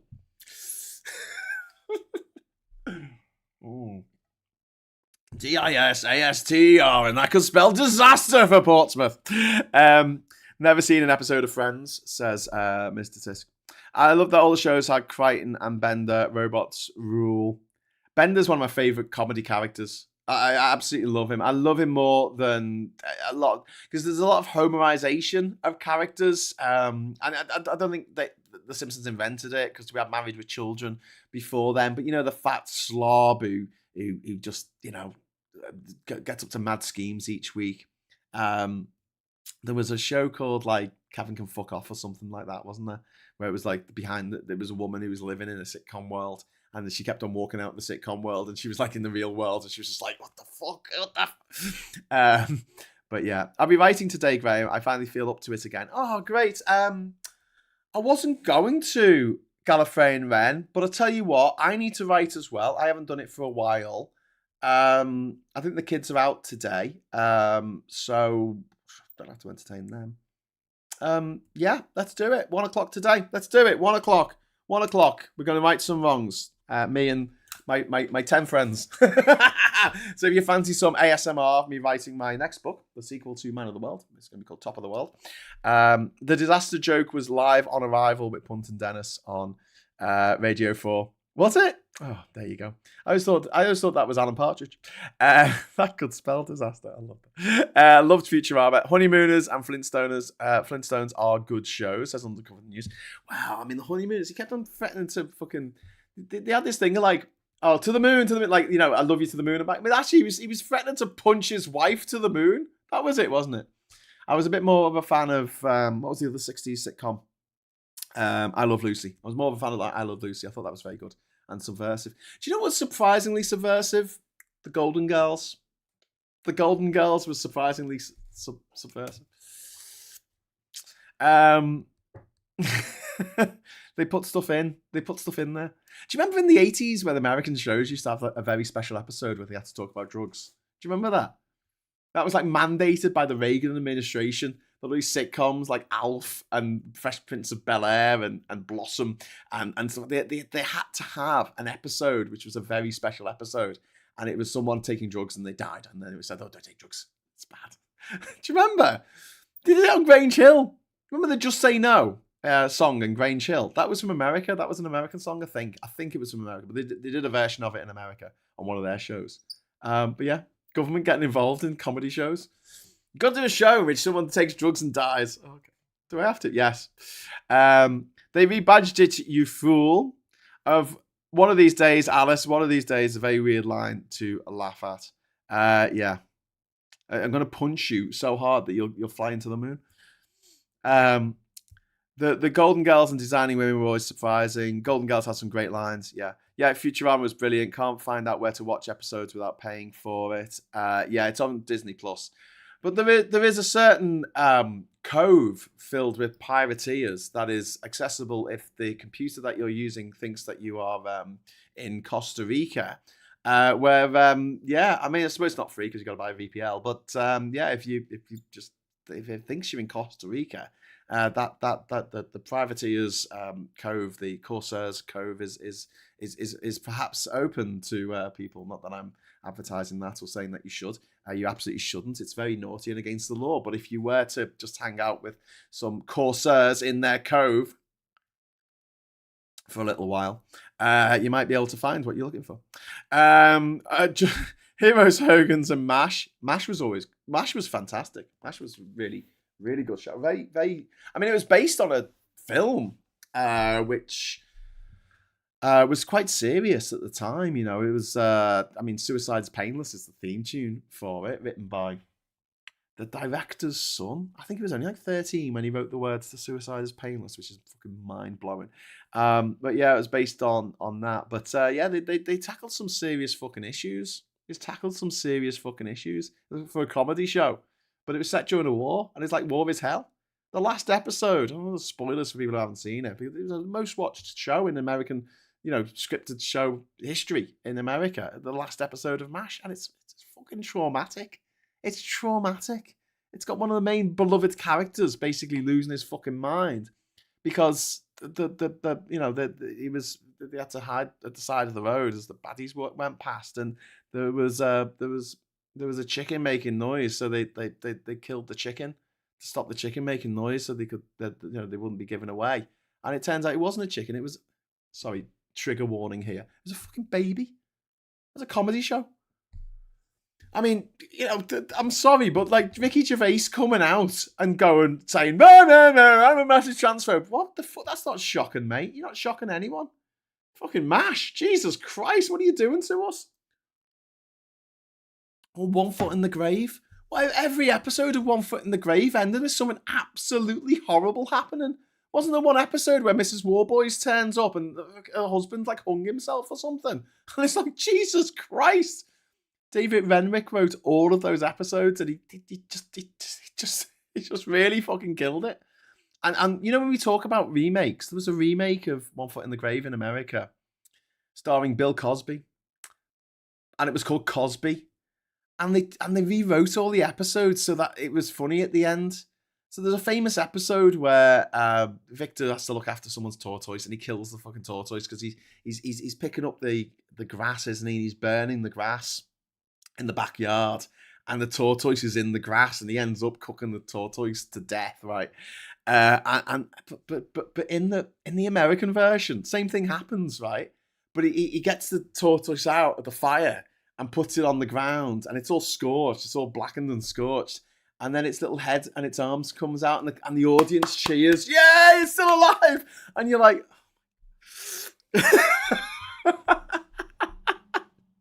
Where's the tragedy? Where's the pathos? Plus, it had Bill Cosby in, obviously. Problematic. Are you going to the Edinburgh Comedy Festival? I'd love to. I don't have the time and I don't have the money. At the moment, I'm kind of like, I've got a couple of trips that I do have to make because I've either got a ticket for the gig or, something's come up that I have to go for an event or something. But other than that, no, I'm wiped out at the moment. So, yeah. No recreation for Graham. VPL or VPN? VPL, mate. Every time. Graham's in speaking in code. Couldn't possibly know what he refers. People on the internet typing in synonym for cove, synonym for cursor. It's funny how streaming services are going to free with ads mode because Tubi and Pollock TV are having lots of people download and watch it because it's free, no subs, no emails, just shows with ads. Well, yeah, Amazon's put ads into all of its fucking stuff. We're trying to watch the 5th season of Fargo. I mentioned it the other day, and there's so many ads. So we may or may not have decided just to do a quick trip, a virtual trip to Costa Rica to get the rest of the series so we could watch it without the fucking subtitles. Sorry, without the ads, but with the subtitles. That's another problem. Like you go on to some show like Amazon, like go on to Amazon. And they'll have like Strictly Dance, Strictly Ballroom was one of them. I think Shawshank Redemption, a few other movies. Gone on, and there's no subtitles. There's no subtitles. So we're paying for a fucking service and not getting any fucking subtitles. Off to Costa Rica it is then. I think MASH was about showing dark humor used in those situations to help deal with the mental trauma. Yeah. Oh, absolutely it was. And dark humor is so important for humans. It really is. It keeps us going. We've got to have a sense of humor about stuff because if we take things too seriously, that's it. We're not going to want to be here anymore. And a comedy provides such an important facet of human life that we don't necessarily appreciate as much as we should. But yeah, it's why, what are we here for? Music and comedy, and dance, romance, food, drink. Have a good time while you're here. You're not here very long. Do whatever it is, whatever makes you happy. And what annoys me is when people who have something that makes them happy, that makes me happy. Warhammer 40k makes me happy, or whatever it is. Pokemon makes me happy. Star Wars, watching Star Wars makes me happy. Leave them to it. Don't make a law. I mean, you can laugh if you think that someone who has a bit of a weird hobby, whatever. I don't care, But like bringing in laws to stop people doing the things that make them happy when they don't hurt anyone else, they don't hurt any other human being, and they're like, oh, we've got to bring in a law to stop people being happy. They're doing the things that make them. Crazy. I watched the comedy movie Canadian Bacon the other day, directed by Michael Moore, or written by Michael Moore. I don't know if he directed it as well. It is John Candy's last movie. It mentions 51st State. Yeah, it does. It does indeed. They go to war with Canada, which was stolen, lock, stock and barrel, by South Park for the South Park Bigger, Longer, and Uncut movie. I love the fact that Bigger, Longer, and Uncut came out at the same time as Austin Powers, The Spy Who Shagged Me. And the censors had a huge problem with the Spy Who Shagged Me. And they didn't pick up the whole Bigger, Longer, and Uncut referring to a cock at all for the South Park movie. Came out at the same time. Favorite character in MASH has to be Radar. Yeah, he's great. He knows when the helicopters are coming. Graham, do you know the show of an aging couple starring Ian McKellen and David Jacobi? Did I dream up a show? It was funny. It was real. Yeah, Vicious. Oh yeah, Mr. Tiska's on there. Vicious. It was called Vicious. It wasn't it about like two old queens who just like fucking hated each other. Well, they didn't hate each other. They were just really, really bitchy to each other. Yeah, it was funny. A good show that. Shameless US worked because it didn't try a fully comedy Shameless UK. Yes, I'll say the same for The Office. The Office went its own way in America, and they made a really good show. The Office US is very funny, using the same sort of similar setup, but they went in their own direction, and it really worked. No, AI doesn't understand sarcasm or UK sarcasm because it's limited to what it can say. Yeah, that's true. I don't think Americans can understand British sarcasm at the best of times, but yeah. American version of Red Dwarf, biggest raspberry ever. Nah, Andrew Ray, the absolute worst is there was a version of Fawlty Towers called Amanda's, starring B. Arthur as Sybil Fawlty, or whatever they changed the name to, and Basil Fawlty wasn't in it. They just got rid of Basil Fawlty. The whole point. It's like. Okay. Anyway, so we need to go back to the news for a moment or two. And I realised that I've set the goal to 10 super chats. We're not going to get 10 super chats. Oof. What are you thinking, Graham? I'll tell you what. If we get to 5 out of 10, I'll fire off the confetti. So yeah. What else have we got? British-made drones. New corruption investigation in Ukraine. Ukraine's anti-corruption agencies, NABU and SAPO, have opened an investigation involving unnamed MPs and presidential advisors, which isn't great. Ukraine has launched a major drone attack on Russia overnight. More people killed in Kherson as well, as Russian drones took a bus in Kherson in Ukraine. The Belgium's largest wildfire, we covered that before. Here we go. A German court has convicted a 30-year-old Ukrainian man over a sabotage operation prosecutors say was initiated by a Russian state entity. China has built a new island in the South China Sea. It's completed the first phase of land reclamation at the Antelope Reef in the Parcel Islands. These is an area that are disputed by 7 different countries, if you can believe that. It's crazy. It's China, Vietnam, Malaysia, Brunei, and the Philippines. Okay, that's 5. 5 countries, I think. Maybe Cambodia as well. I don't know. Kind of crazy. Meanwhile, there was a fire that broke out in Kolkata, which used to be called Calcutta, but now it's called Kolkata. A fire broke out in a hotel, and 9 people died. Really grim stuff. Burnham has launched a Christmas rough sleeping drive. £442 million is being put into this program to get rough sleepers off the streets by Christmas. Local authorities will organise accommodation support. Housing Secretary Angela Rayner says the programme will address longer-term housing, employment, addiction and mental health needs.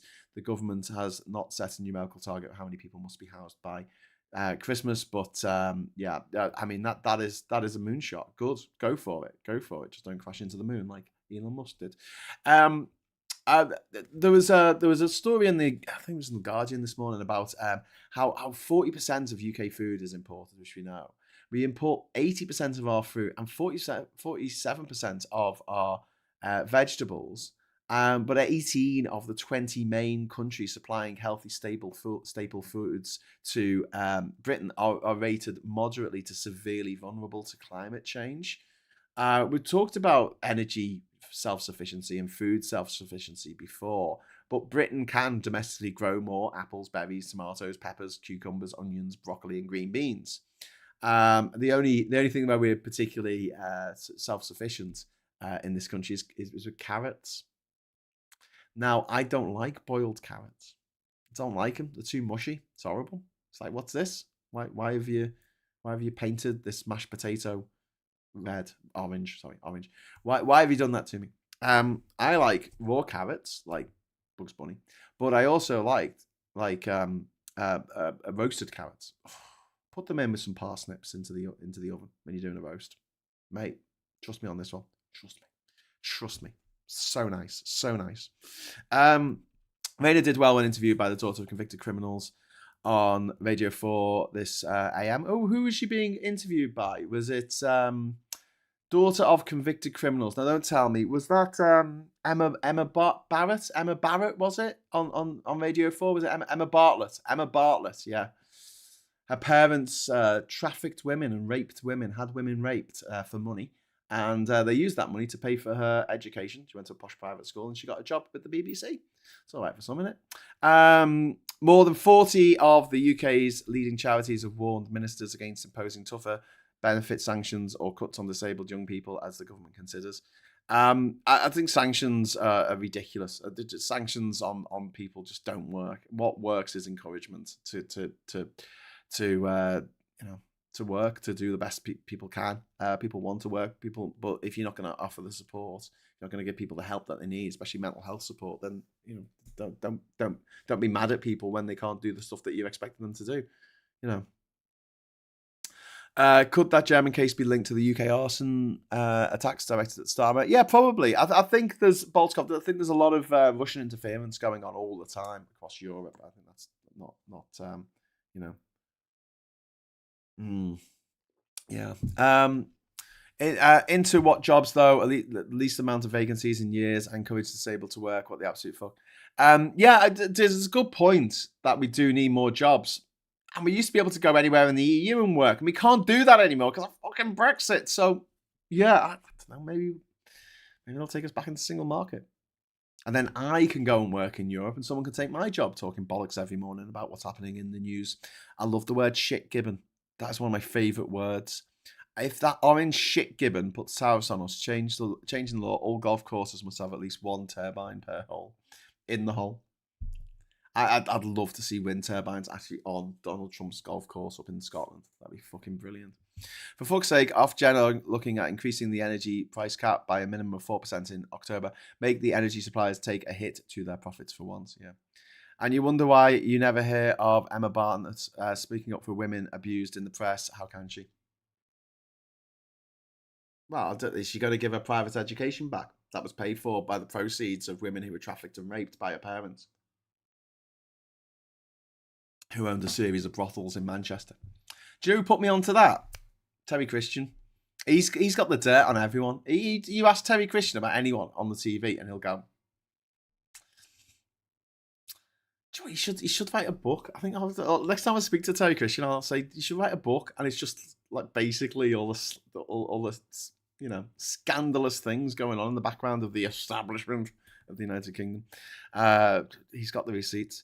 Britain's new prime minister has confirmed he was briefly taken in by someone impersonating Donald Trump's chief of staff, but insists it's not embarrassed by the idiots. Yeah, uncovered the news. Yeah, that was yesterday, wasn't it?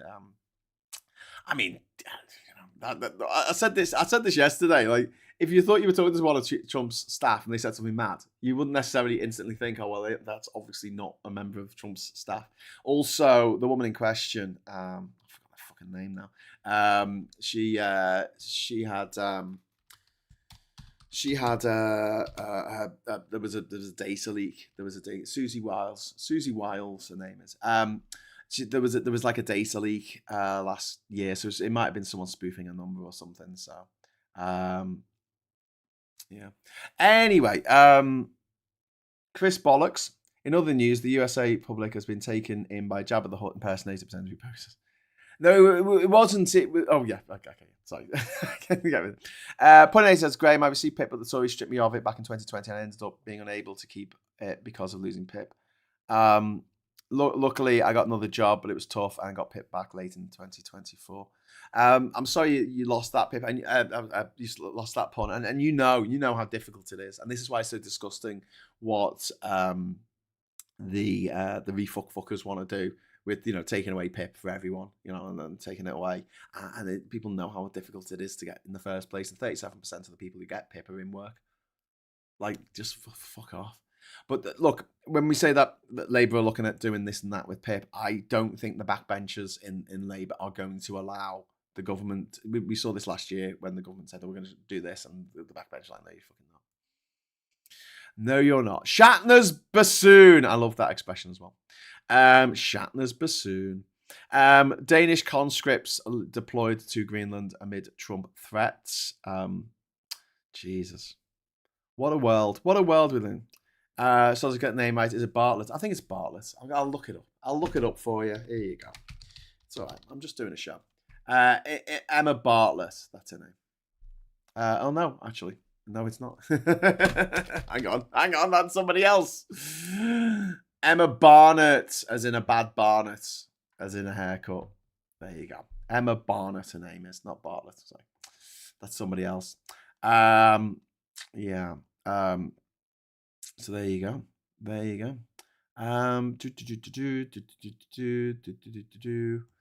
Just having a look to see if there's anything on there about her parents. No. Oh, here we go.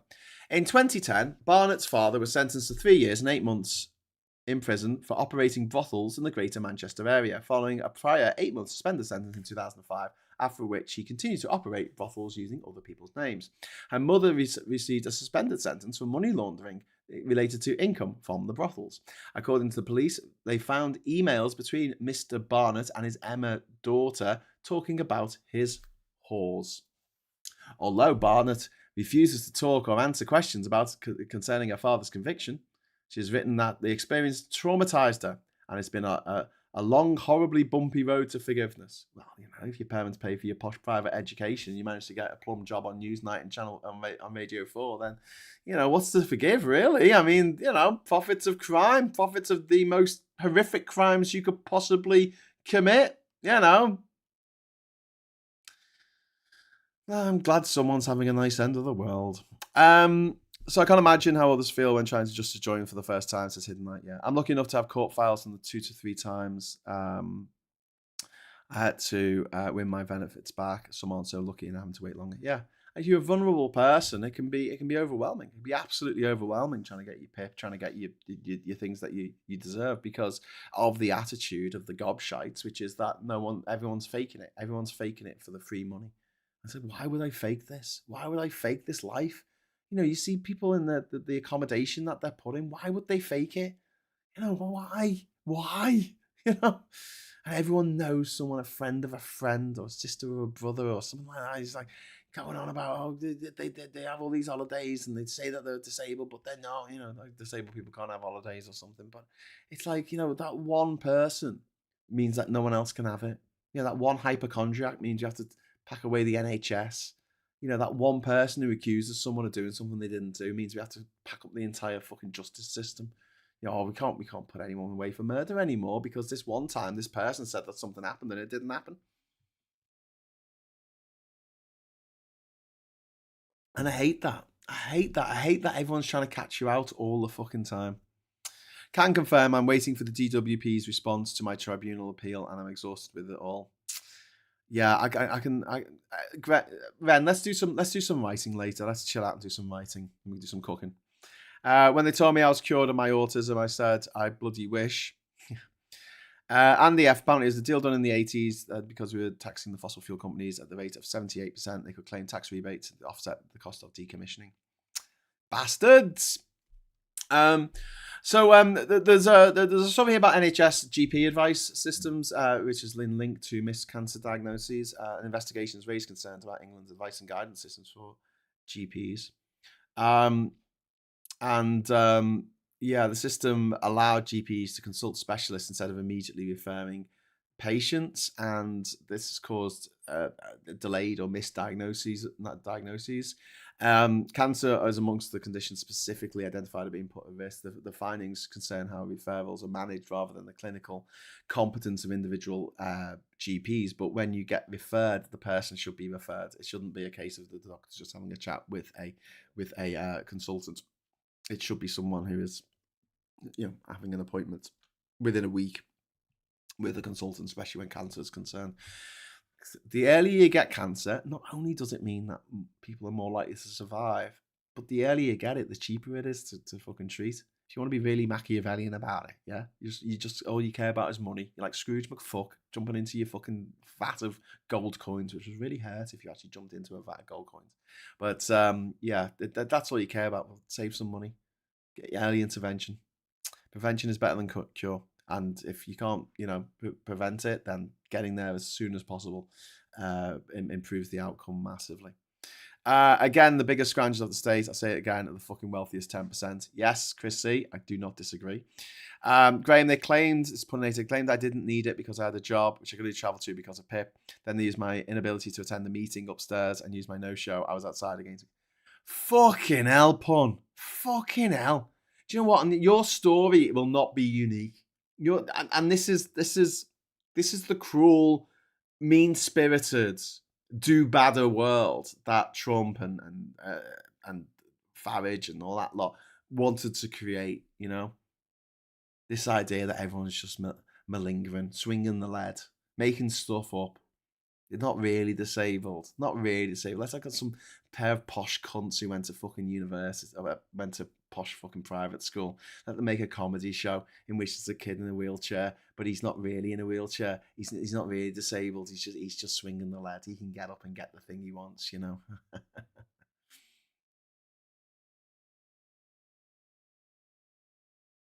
I fucking hate it. Iran is considering launching attacks on US military targets in Europe if Donald Trump escalates the conflict, according to a report. That's not good. Hidden Light says, it took me over 7 years to get my PIP back first time then. I didn't get a bit extra for all the years I missed because they said it's been more than 3 years since this got sorted. I lost thousands. Fucking hell, Hidden Light. I guess there's so many stories like this. I'm really sorry to everyone who's had to go through this shite. And it's because of this paranoia. It's because of this thing of people getting stuff they don't deserve. People get stuff they don't deserve every day. People have husbands and wives they don't deserve. They have kids they don't deserve. People have jobs they don't deserve. All the fucking time. People born into wealth have things happen in their life that they don't deserve. They go to gigs that they don't deserve to go to. They get to appear in movies they don't deserve to be in. They get to live their life in ways that they don't deserve to live their life because they're not good people. They don't work hard. They're lazy. They're stupid. They're incompetent. But, just circumstance. But there's so many people who go, we need to address the unfairness in life. Okay, what do you want to do? We'll go after the people who are most disadvantaged. We'll go after the disabled. We'll go after ethnic minorities. We'll go after trans people. And we've got to stop it. We've really got to stop it. And we've got to refocus all that energy, all that pent up frustration that people have in life. We have to divert it towards the born rich. And it's very important that we say born rich, right? Because everyone wants to be rich. Everyone wants to rule the world, whatever. There's that whole thing of when, one day I'll be rich and then I don't want the government taking 40%, right? What you want to do is make sure that the people who you are targeting when you say we need to go after these very wealthy fuckers, it doesn't work as a catch-all for anyone who's thinking of voting for refuck. And you need to redirect the hatred and the anger and the spite that people have for the people underneath them on the social social structure to the people above them. You need to redirect that energy, and we need someone who's charming, funny, and charismatic to come along and do that. And at the moment, we have a problem with that because every time someone who is charming and funny and charismatic comes along, or talented in any way, who isn't from that clique, because obviously no one from that clique is going to do anything about it because it benefits them that they get to be on all the panel shows on TV and all the sitcoms and all the movies and stuff. And they get to work, they get to write everything. They get to get the publishing deals and the TV shows and stuff. They're not going to say things. So you need the people who have done well for themselves. But the problem is, once someone's done well for themselves, they turn into twats. A lot of them turn into twats. A lot of them. That's why I love people like Marcus Rashford, who's very rich, but because he's a talented motherfucker. But at the same time, he's a lovely guy. He actually cares about children getting food, children being fed. Tories didn't care. Hidden Knight says, thanks, Graham, but the high note is I'm still here. They haven't beaten me yet. Good stuff. Glad you're still here with us. We want to keep everyone watching this. We need you. Okay? Know that. And I'll be around. I'll be knocking around for these morning fireside chats about what's happening. It's that panic. Someone is getting something. Yeah. Andy Burnham has insisted Britain will continue to support Ukraine 100% despite Russia threatening consequences for strikes made with British built drones, as uncovered the news. Yeah. They feel powerful when they dead name trans people. It's like a high for them. I'm sorry to hear that, LB.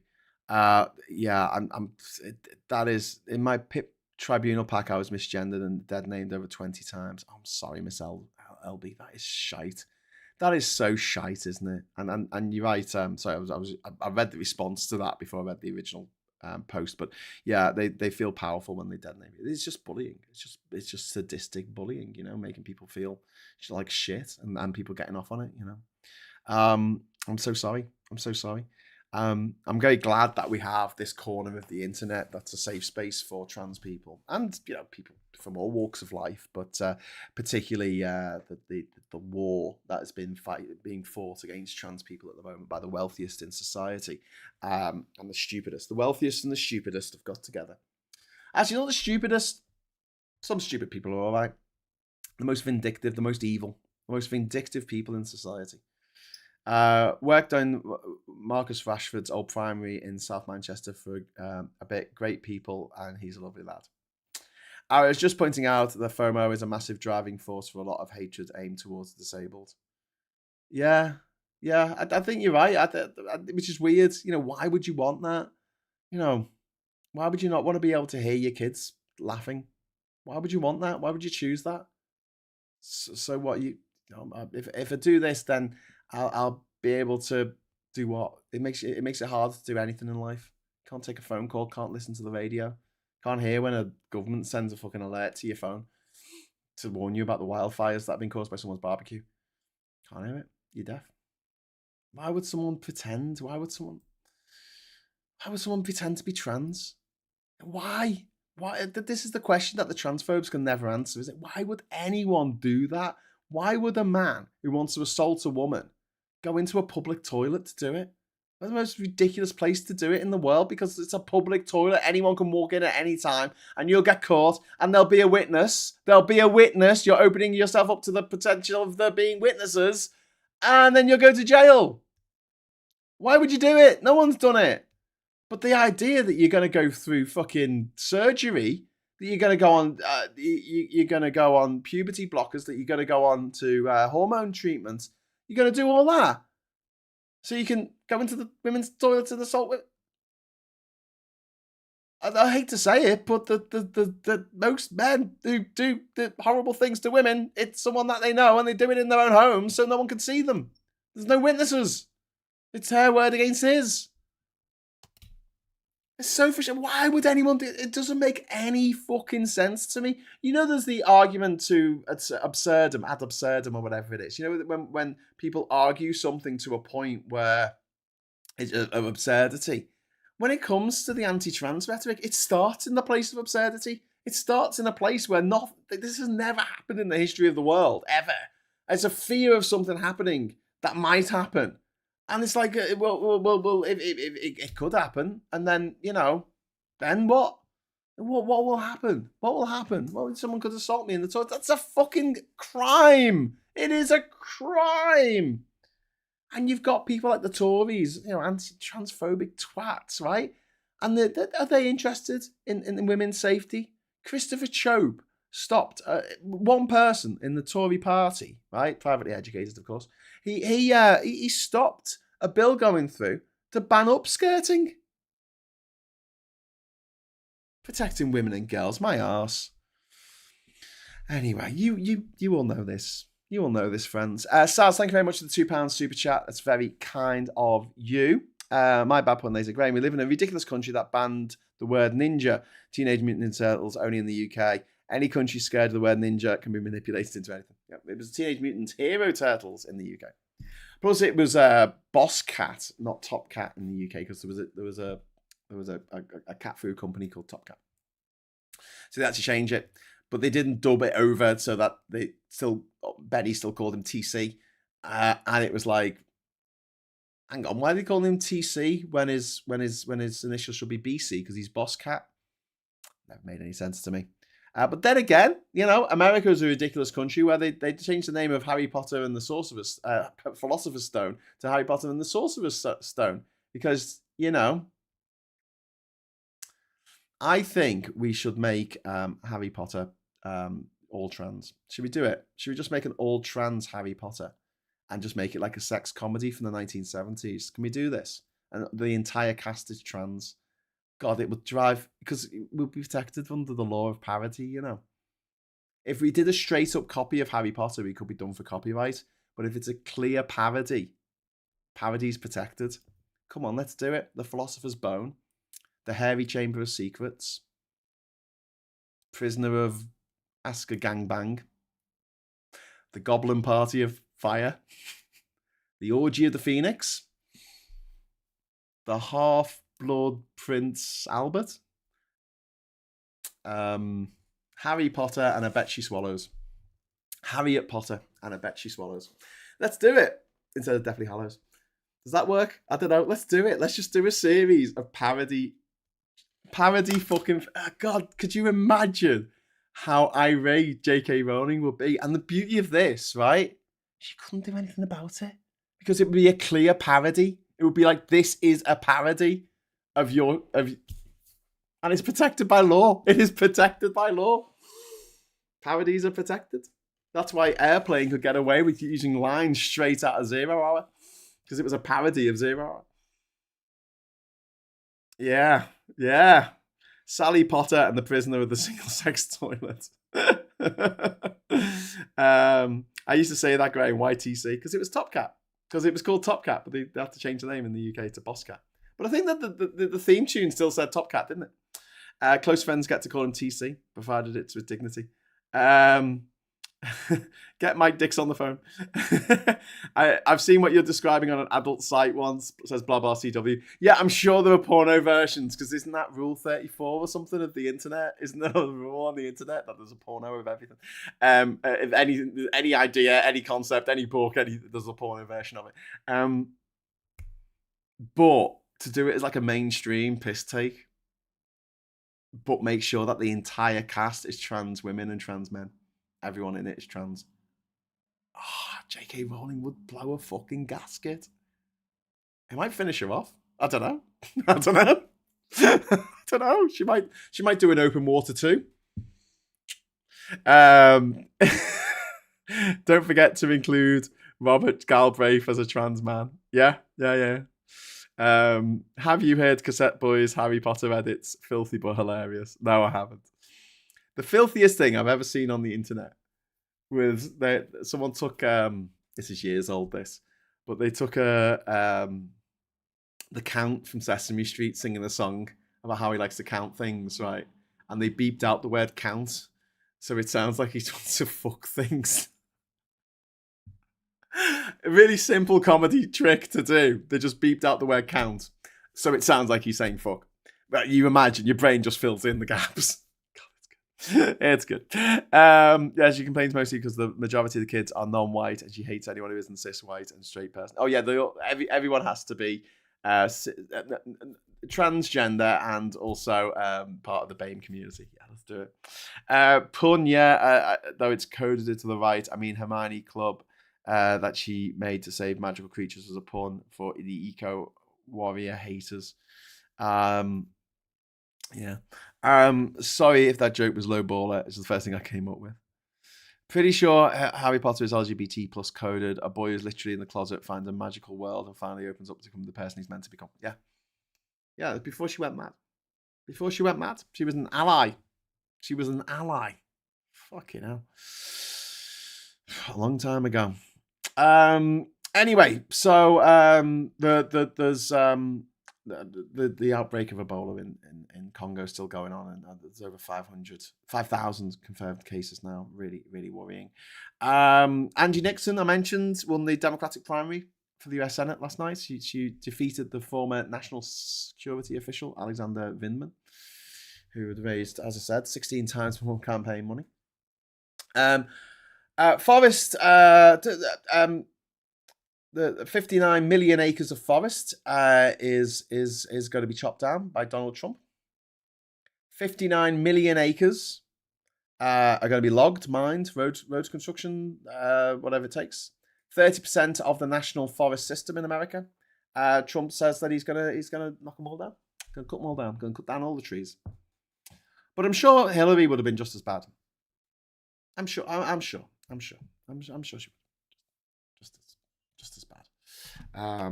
Yeah, like Kamala Harris would have been just as bad. Mind you, we have one next door. We got bloody England flag flying. Can't seem to pick up the dog shit off his back garden, of course. If you make a series with all trans people, will the anti-woke will complain about it not having inclusion? I hope so. Sally Potter and the Deadly Guidance, where the evil witch takes over the government, is only defeated by a Deus Ex Machina of plot convenience. Personally, I vote for Balhaj coming out of nowhere.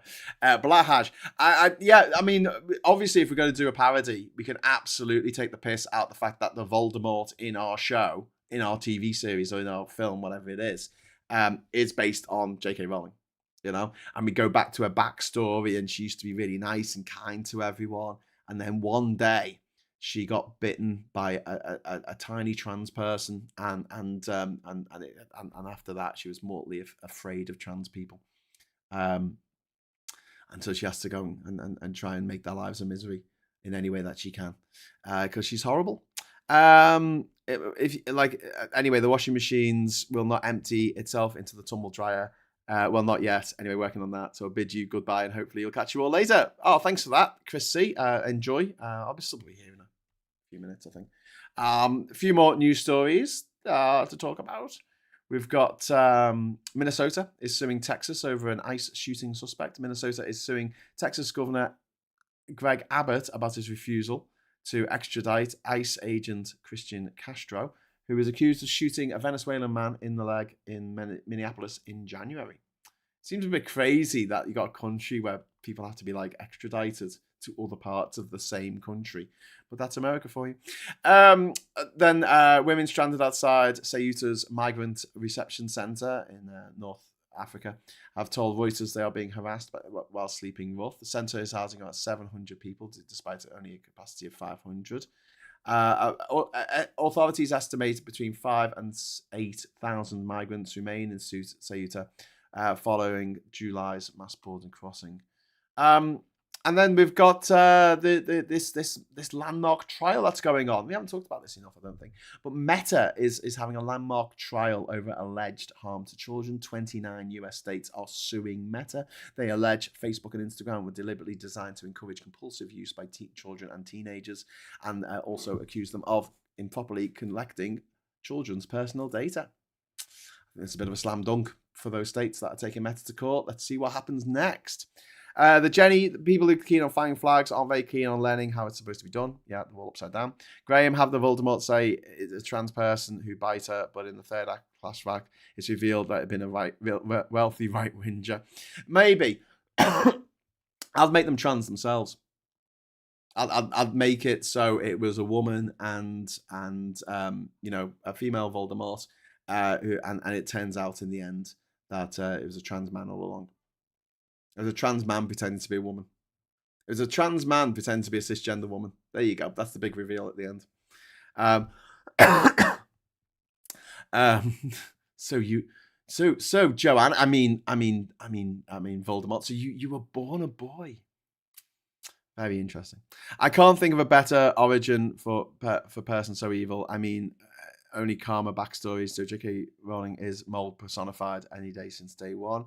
The Jimmy Kimmel does unnecessary censorship regularly, beeping words out from TV shows. Yeah.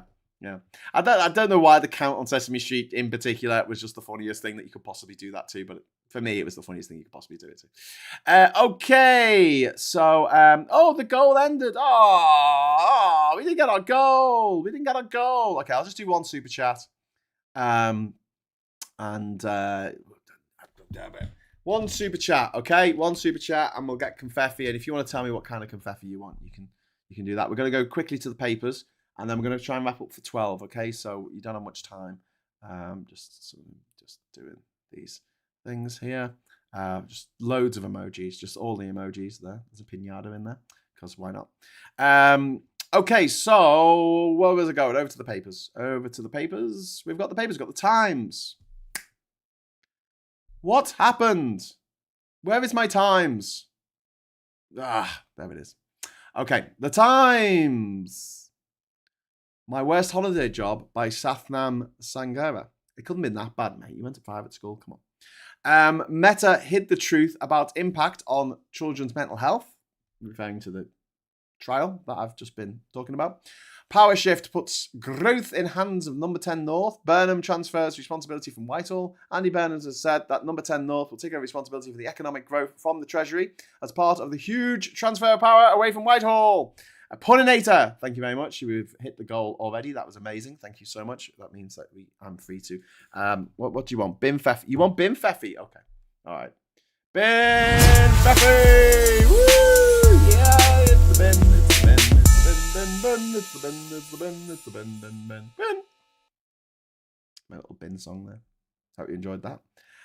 Can we have the black screen back? It holds more facts than the rags. Good point. Way, it happened again. Sorry. That's because Mrs. Elsby. Look at that. This is Elby. Miss Elby, this is for you. Miss Elby. Woo! Couple of quid for the lecky laugh. Thank you very much for the lecky. We like a little bit of lecky on this show. Start another goal. Make it happen again. Go on, keep going. If you want to. Right, quickly, we've got to get through the papers very quickly here. Darwin has last laugh on reason for ticklishness. It seems Charles Darwin can add another accolade to his formidable scientific record. He was right about tickling. More than 150 years after the naturalist proposed that the parts of the body touched least often were the most likely to make us squirm and laugh, researchers put the idea to the test. A study published in the journal Nature Human Behavior tested 5 theories for why some parts of the body are more susceptible than others. The idea was that thinner skin is more likely to be ticklish, and in other words, the ticklish areas have a high density of touch sensitive nerves. A third suggested tickliness evolved to help us protect us vulnerable part of the body from injury. A fourth was linked to pleasure. A final idea was Darwin's, which he set out in the publication in 1872. That it was to do with pleasure. Okay, cool. Not evolution then. Okay. Fun fact, dog gets more information from sniffing shit than a Daily Mail reader gets from the whole newspaper. That is very true, actually. That's very true. Very nice and wrongs. That was the one to press, wasn't it? The couple there on the front cover. This is a really tragic story. They said they died in a helicopter accident on the Greek islands on Monday on the honeymoon. It's really shit.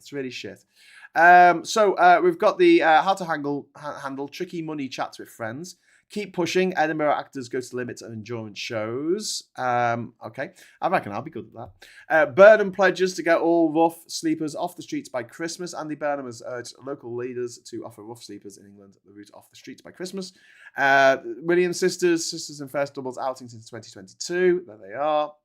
We've got ULEZ led do lung boost for children in London. This is amazing. This is an amazing story. Before we had the information, we didn't have the information of what would happen if you took all the petrol cars out of London, well, the polluting petrol cars out of London. And what has happened is that children's lungs have grown bigger. Loads more, lot fewer cases of asthma and the potential chances of children when they get older of developing things like emphysema and stuff. So absolutely fantastic win for the forces of decency, of not making children fucking choke to death on the fumes of your old gas guzzler from 1992.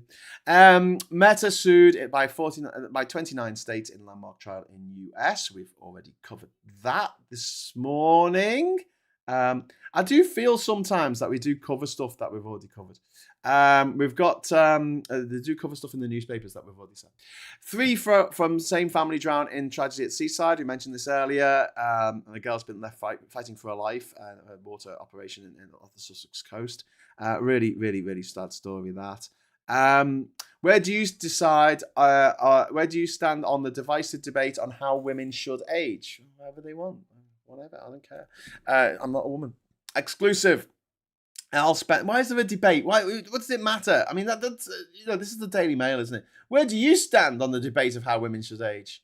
However the woman wants to fucking age, it's up to her. It's nothing to do with me. In fact, if you're a woman, right, and how you age, it's up to you. But how anyone else ages, it's not up to you. Fuck off. Elle Spencer to reveal truth about aftermath of Diana's death. That's pretty grim, but there you go. Clarkson's lawn. Cunning Jezza keeps pub grass lush with borehole water trick. Okay. Next up, we've got I'm going to cope, King said of cancer. We've got the couple who were killed in the honeymoon crash. We've got patients die after NHS hospital rationing. Bluefin tuna return to the North Sea. Global borrowing hits record level. We have a chance to back cricket fans. Okay. We've got the Mirror here. Camilla's anguish over King's cancer. Okay. I mean, I don't know if that's one page news, but okay, whatever. Again, I was longing to tell someone about the King had cancer, but she couldn't because, royal protocol. I don't know. Sea change, jellyfish influx rattles bathers. We have a lot of jellyfish because of climate change. But, enjoy the wine that we don't make. Long-term borrowing costs hit highs as inflation and fiscal deficits fears rise. We've got Hans hedge fund checks into Italian hotels with bet on rich taste for luxury. Sometimes I read stuff in the Financial Times. I got no idea what they're on about. New right evolution puts Europe in MAGA's sights. Oh, God. And then we've got jobs figures point to weakening labour market. Russia steps up threat. Diageo, which is known as a Guinness, own 2,000 jobs. Disney sues the FCC watchdog. Israeli strike condemned.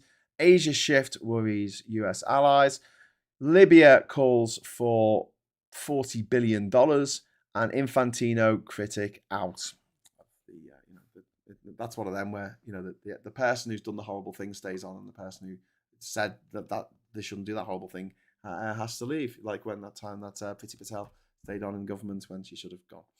No rough sleepers still on the streets by the end of 2026, pledges Rayner. That is a hell of a pledge to make. That is a hell of a pledge. I really hope they do it. It's really, really important.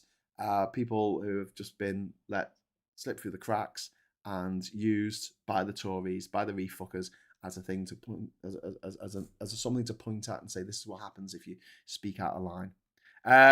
Diz says, I'm aging disgracefully. I love it. I love it. I love it. Women should age in a linear fashion like everyone, unless they find a TARDIS. Yeah, and then they can age in a non-linear fashion. Sometimes they get old, sometimes they're young. Anyway, so metro.co.uk. PM sticks to his drones as Vlad plots revenge. UK-made weapons blitz targets in Russia. And Callum's Park Life and Perfect Duo Day. Guilty pleasures. I have no idea what that means. And Camilla says, I was longing to let out King's brave cancer secret. Well, if you talk to someone who's had cancer or living with cancer, they'll say, well, it's not brave not to tell anyone. It helps people, because if the King's got cancer, then more people are going to get checked for fucking cancer, aren't they? Actually save lives by telling people. Graham, transition, then call your next book Woman of the World. That'd be excellent. That would also piss off. What's her name? Fucking that dickhead. Joanne Robert Jill Galbraith rolling. If we went EV all over, we wouldn't need to buy gas anymore, and we could just sell off the remaining or reuse it. We could do that with gas. I mean, science is weird, but anything is possible. Yeah, we need to go EV. We need to do that. All vehicles need to go electric eventually. Oh, there was going to leave you on a good news story before I go. There was a successful flight of a plane yesterday in America, I think, or Canada or somewhere, in North America, and it was electric powered, and it flew for 27 minutes, I think, and it costs a whole £4 or something, £3.50 in energy to fly, and it can hold 40 people. We're getting there. We're getting there, people. We're getting there. People think it's a compliment when they say you only look 46. I'm 35. Yeah. Still going. What a trooper. Thank you, person impersonator. But now I'm going to have to share with you the harrowing news that I've got to go. I'll be back in just under an hour to do some righting of some wrongs. I'm going to have something to eat and get my shit together. Get all my shit together. Put it in a backpack. Put it in a museum if you have to. But get all your shit together. But before I go, I will ask you for one little special favour just for me. Please give us a like. Go on. Give us a like. And if you're not subscribed, you're watching this on catch up, please subscribe to the channel. And if you hit the bell notification icon, you'll find out when I'm going to go live, because it's going to change every day this week, month, because of kids and me being cut short.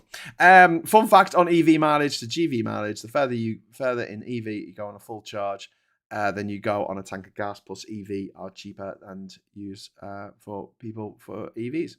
Fun fact on EV mileage to GV mileage: the further you get further on EV on a full charge. Our EV is fucking great. The EV that we hired, we got a Cooper Born when we went to New York last week, and it was fucking amazing. It's fucking great. And we could charge it for free at the side of the road. But don't leave it at the side of the road all night, because they might build a market around it. Okay, on that little bombshell, I will say thank you very, very much for watching. And until next time, thanks for the super chats and all that jazz. Hello, good evening, welcome, and goodbye.